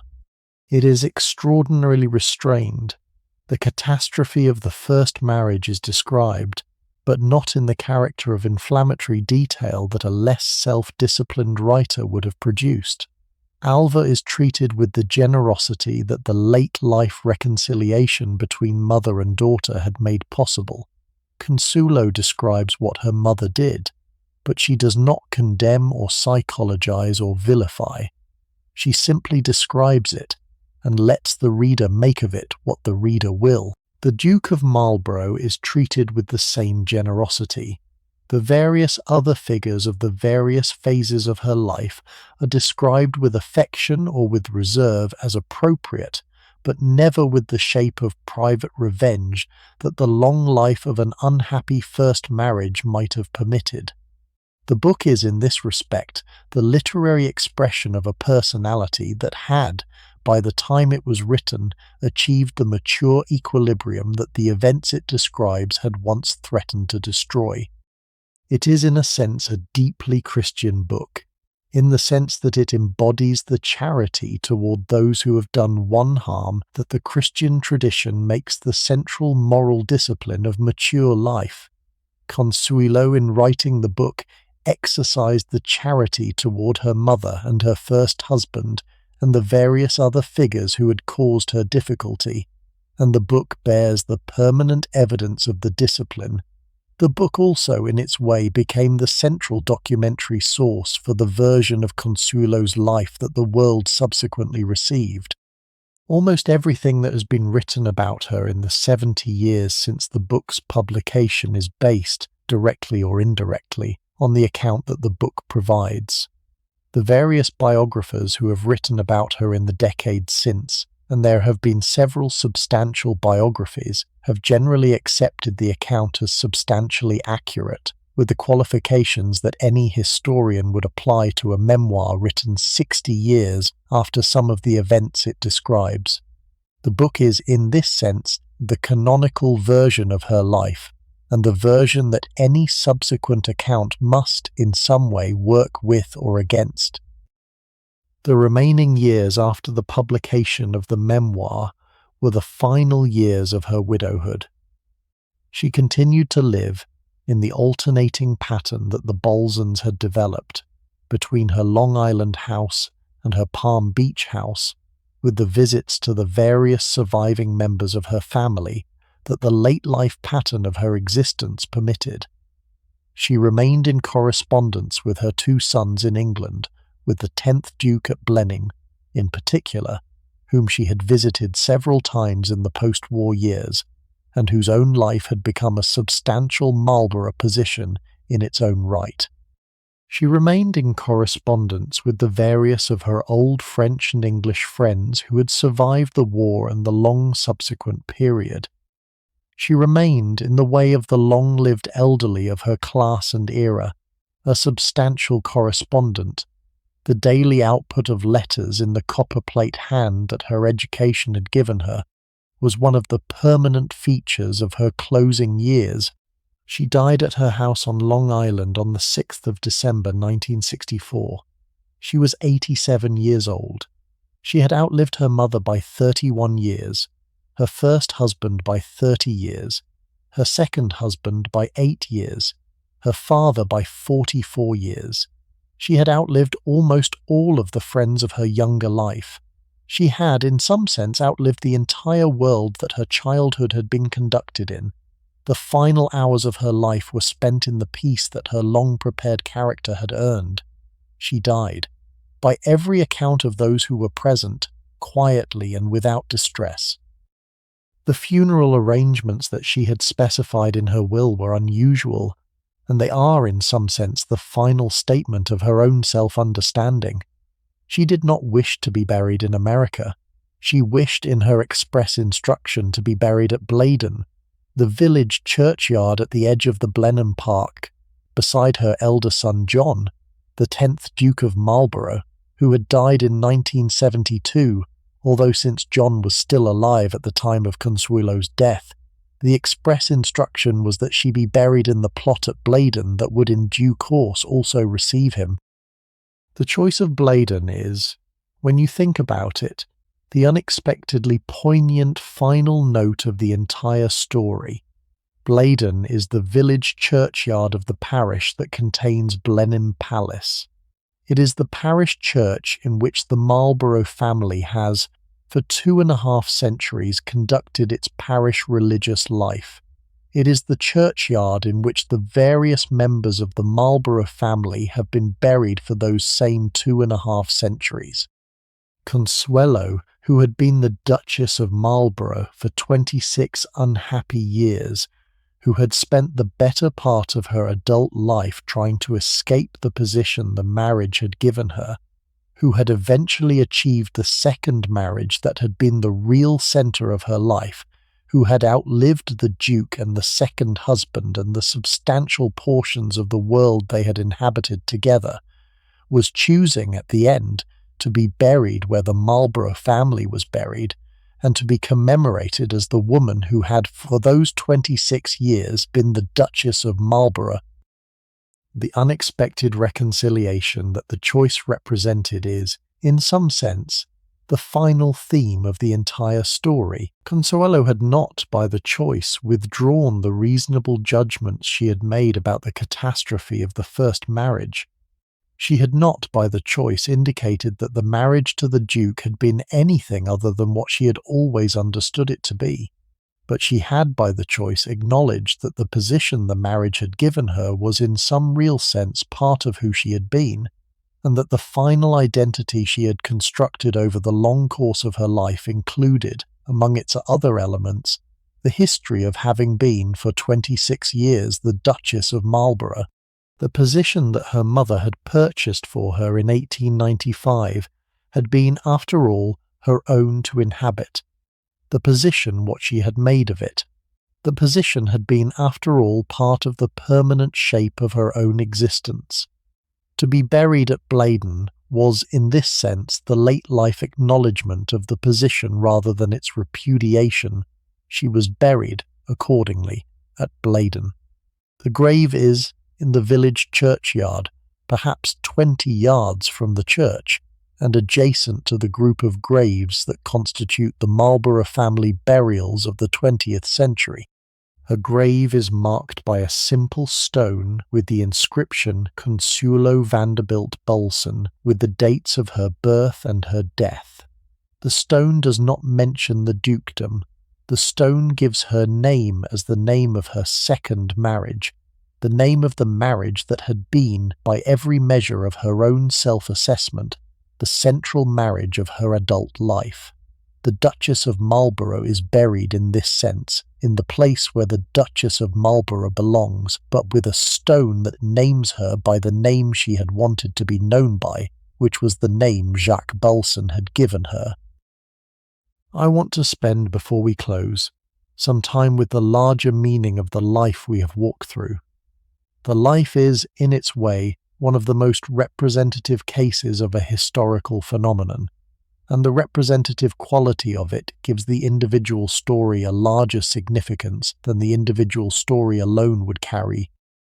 The phenomenon, as I described in our opening, was the trade in Anglo-American marriages between roughly 1870 and 1914, the 300 or 400 marriages between American heiresses and European, principally English, aristocrats that the conjunction of the new American wealth and the declining European aristocratic fortunes had produced. The phenomenon was, in itself, a specialized episode in the history of the late 19th and early 20th centuries, and the various individual marriages that constituted it had varying outcomes that the popular memory has tended on the whole to flatten. Some of the marriages were happy, some were tolerable, some were unhappy, a number were catastrophic. The popular memory has tended to remember the catastrophic ones, and particularly the Marlborough marriage as the most prominent of them, as if they were the typical case, when in fact the typical case was somewhere in the middle range of the distribution. But the Marlborough marriage, while not typical of the trade in its outcome, was in some sense typical of the trade in its mechanics. The same conditions that produced it, the wealthy, ambitious mother, the financially distressed aristocratic family, the young woman with no effective veto over her own future, the substantial financial settlement, the church wedding, the relocation to the European country house, were the same conditions that produced the rest. The variation in outcomes depended on the individual factors of the personalities involved. Where the personalities happened to mesh, the marriage worked. Where they did not, the marriage failed. The forced quality of the original arrangement was, in this sense, less important to the eventual outcome than the popular memory has sometimes suggested. Many of the forced marriages worked out perfectly well. Many of the apparently consensual marriages were, on closer inspection, only nominally consensual, with the same substantial pressures from family and circumstance that the forced ones operated under. The category of forced versus consensual, in the social conditions of the era, was less binary than the modern reader sometimes assumes. What made the Marlborough marriage catastrophic was, in some sense, the conjunction of personalities. The Duke was reserved, formal, and incapable of spontaneous warmth toward a person he had married for money. Consuelo was sensitive, intelligent, and had been raised in a household whose own emotional climate had been substantially cold. The two of them, when they were brought together in 1895, were almost exactly the wrong combination. Two people who would have needed considerable warmth from each other to overcome the original difficulties of their position, and who were both temperamentally unable to provide the warmth that the other required. The marriage failed because the marriage had been, from its inception, an emotional impossibility. The various other contributing factors, the financial considerations, the social considerations, the Duke's eventual involvement with Gladys Deacon, were the consequences of the original impossibility rather than its causes. What then did Consuelo's life mean? What does the long arc of her existence, from the brownstone in 1877 to the grave at Blenheim in 1964, actually tell us about the world she inhabited and about the individual question of what a person can do with a life that has been so thoroughly shaped by forces outside her own control? The answer that her life seems to me to suggest is, in the way of these things, an answer that is more interesting than either of the simpler answers that her case might at first seem to point toward. It is not the answer that the cage was complete and the daughter was destroyed. It is something in between. The cage was real. The daughter was substantially shaped by the cage in ways that she could not, by any effort of her own, undo.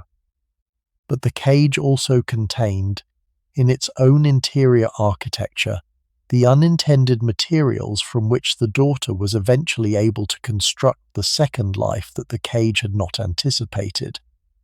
Consuelo, in the years of her unhappy first marriage, developed the political competence and the philanthropic engagement and the intellectual cultivation that the position of Duchess of Marlborough had unintentionally provided the conditions for. When the cage opened, she carried these things out with her.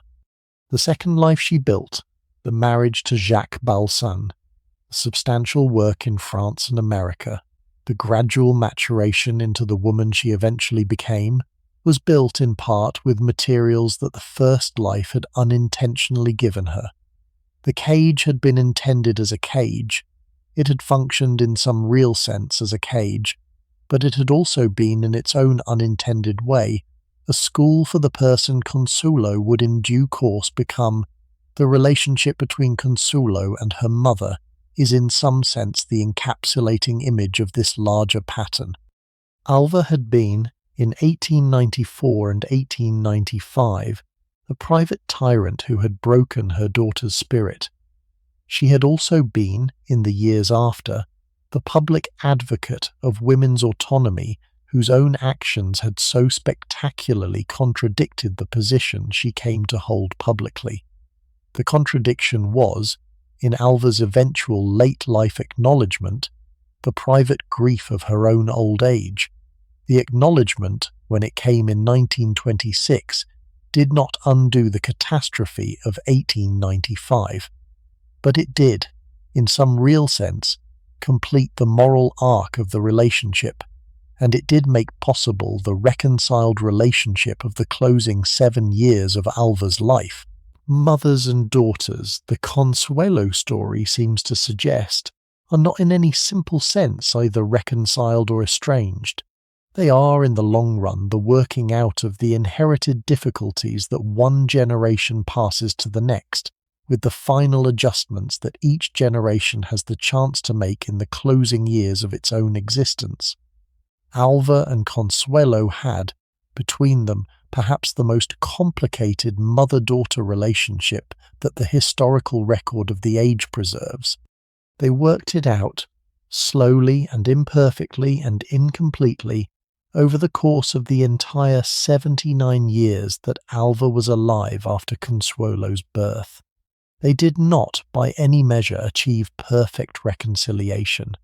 They did, in the late life accommodation that the annulment of 1926 made possible, achieve enough that the relationship could be carried in some completed form into Consuelo's old age.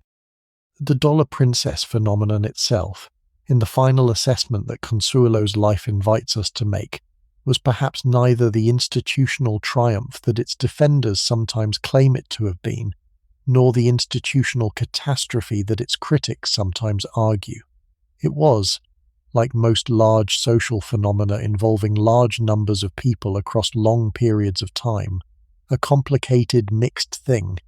It produced some genuinely happy marriages. Jenny Jerome's marriage to Lord Randolph Churchill, for all its difficulties, produced Winston Churchill, who would have a large effect on the history of the next century. Mary Leiter's marriage to George Curzon was, by every account, a profound love match that ended only in her tragic early death.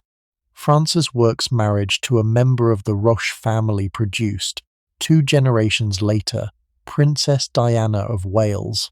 The phenomenon produced in the mixed way of these things both the mature happy marriages and the catastrophic unhappy ones, with the various intermediate cases distributed in the wide space between. It also, in the structural way of these things, was an intermediate stage in a longer transformation. The American wealth that the dollar princess marriages were dispensing was the wealth of a country that was by the closing decades of the 19th century beginning to overtake Europe as the principal economic power of the world. The European aristocratic position that the marriages were buying was the position of a class that was, in the same period, beginning the long economic and political decline that the next century would deepen. The trade was, in this sense, a transitional phenomenon. a marriage market that operated in the brief historical window between the moment when American wealth first became substantial enough to be of interest to European aristocrats, and the moment when European aristocratic position ceased to be of sufficient value to be worth the expense of acquiring. By 1914, when the war began the acceleration of the European transformation, the trade was substantially over. The world it had operated in was already, by then, in the early stages of its disappearance. Consuelo's life, in the way of an exceptionally long-lived person, spanned the entire arc of the trade and the world that produced it. She was born in 1877, near the beginning of the trade's history. She was at the centre of its most famous case in 1895. She lived through its end in the war years between 1914 and 1918. She lived through the interwar period in which the world that had produced the trade was being transformed beyond recognition. She lived through the Second World War, which destroyed the European wealthy world more or less completely. She lived into the post-war American century, in which the last remnants of the world she had been born into were finally absorbed into the different world that was succeeding it. She died in 1964, at the end of the long historical arc that her life had spanned. I want to leave you with the final image that I think captures her best. It is not the image of the wedding day at St. Thomas Episcopal Church in November 1895, although that is the image that the popular memory of her case has tended to fixate on. It is not the image of the great Duchess of Marlborough at Blenheim in the early years of the 20th century, although that is the image of her most prominent public position. It is the image of the cottage at Suel on the Mediterranean coast.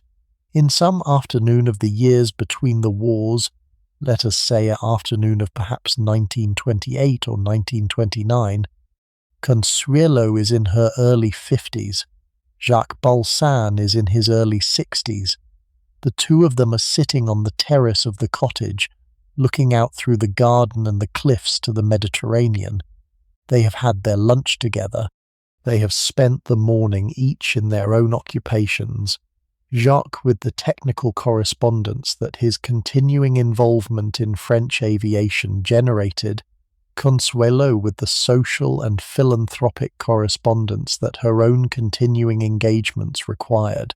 They have come together in the early afternoon for the companionable hour that the second marriage had developed as one of its daily institutions.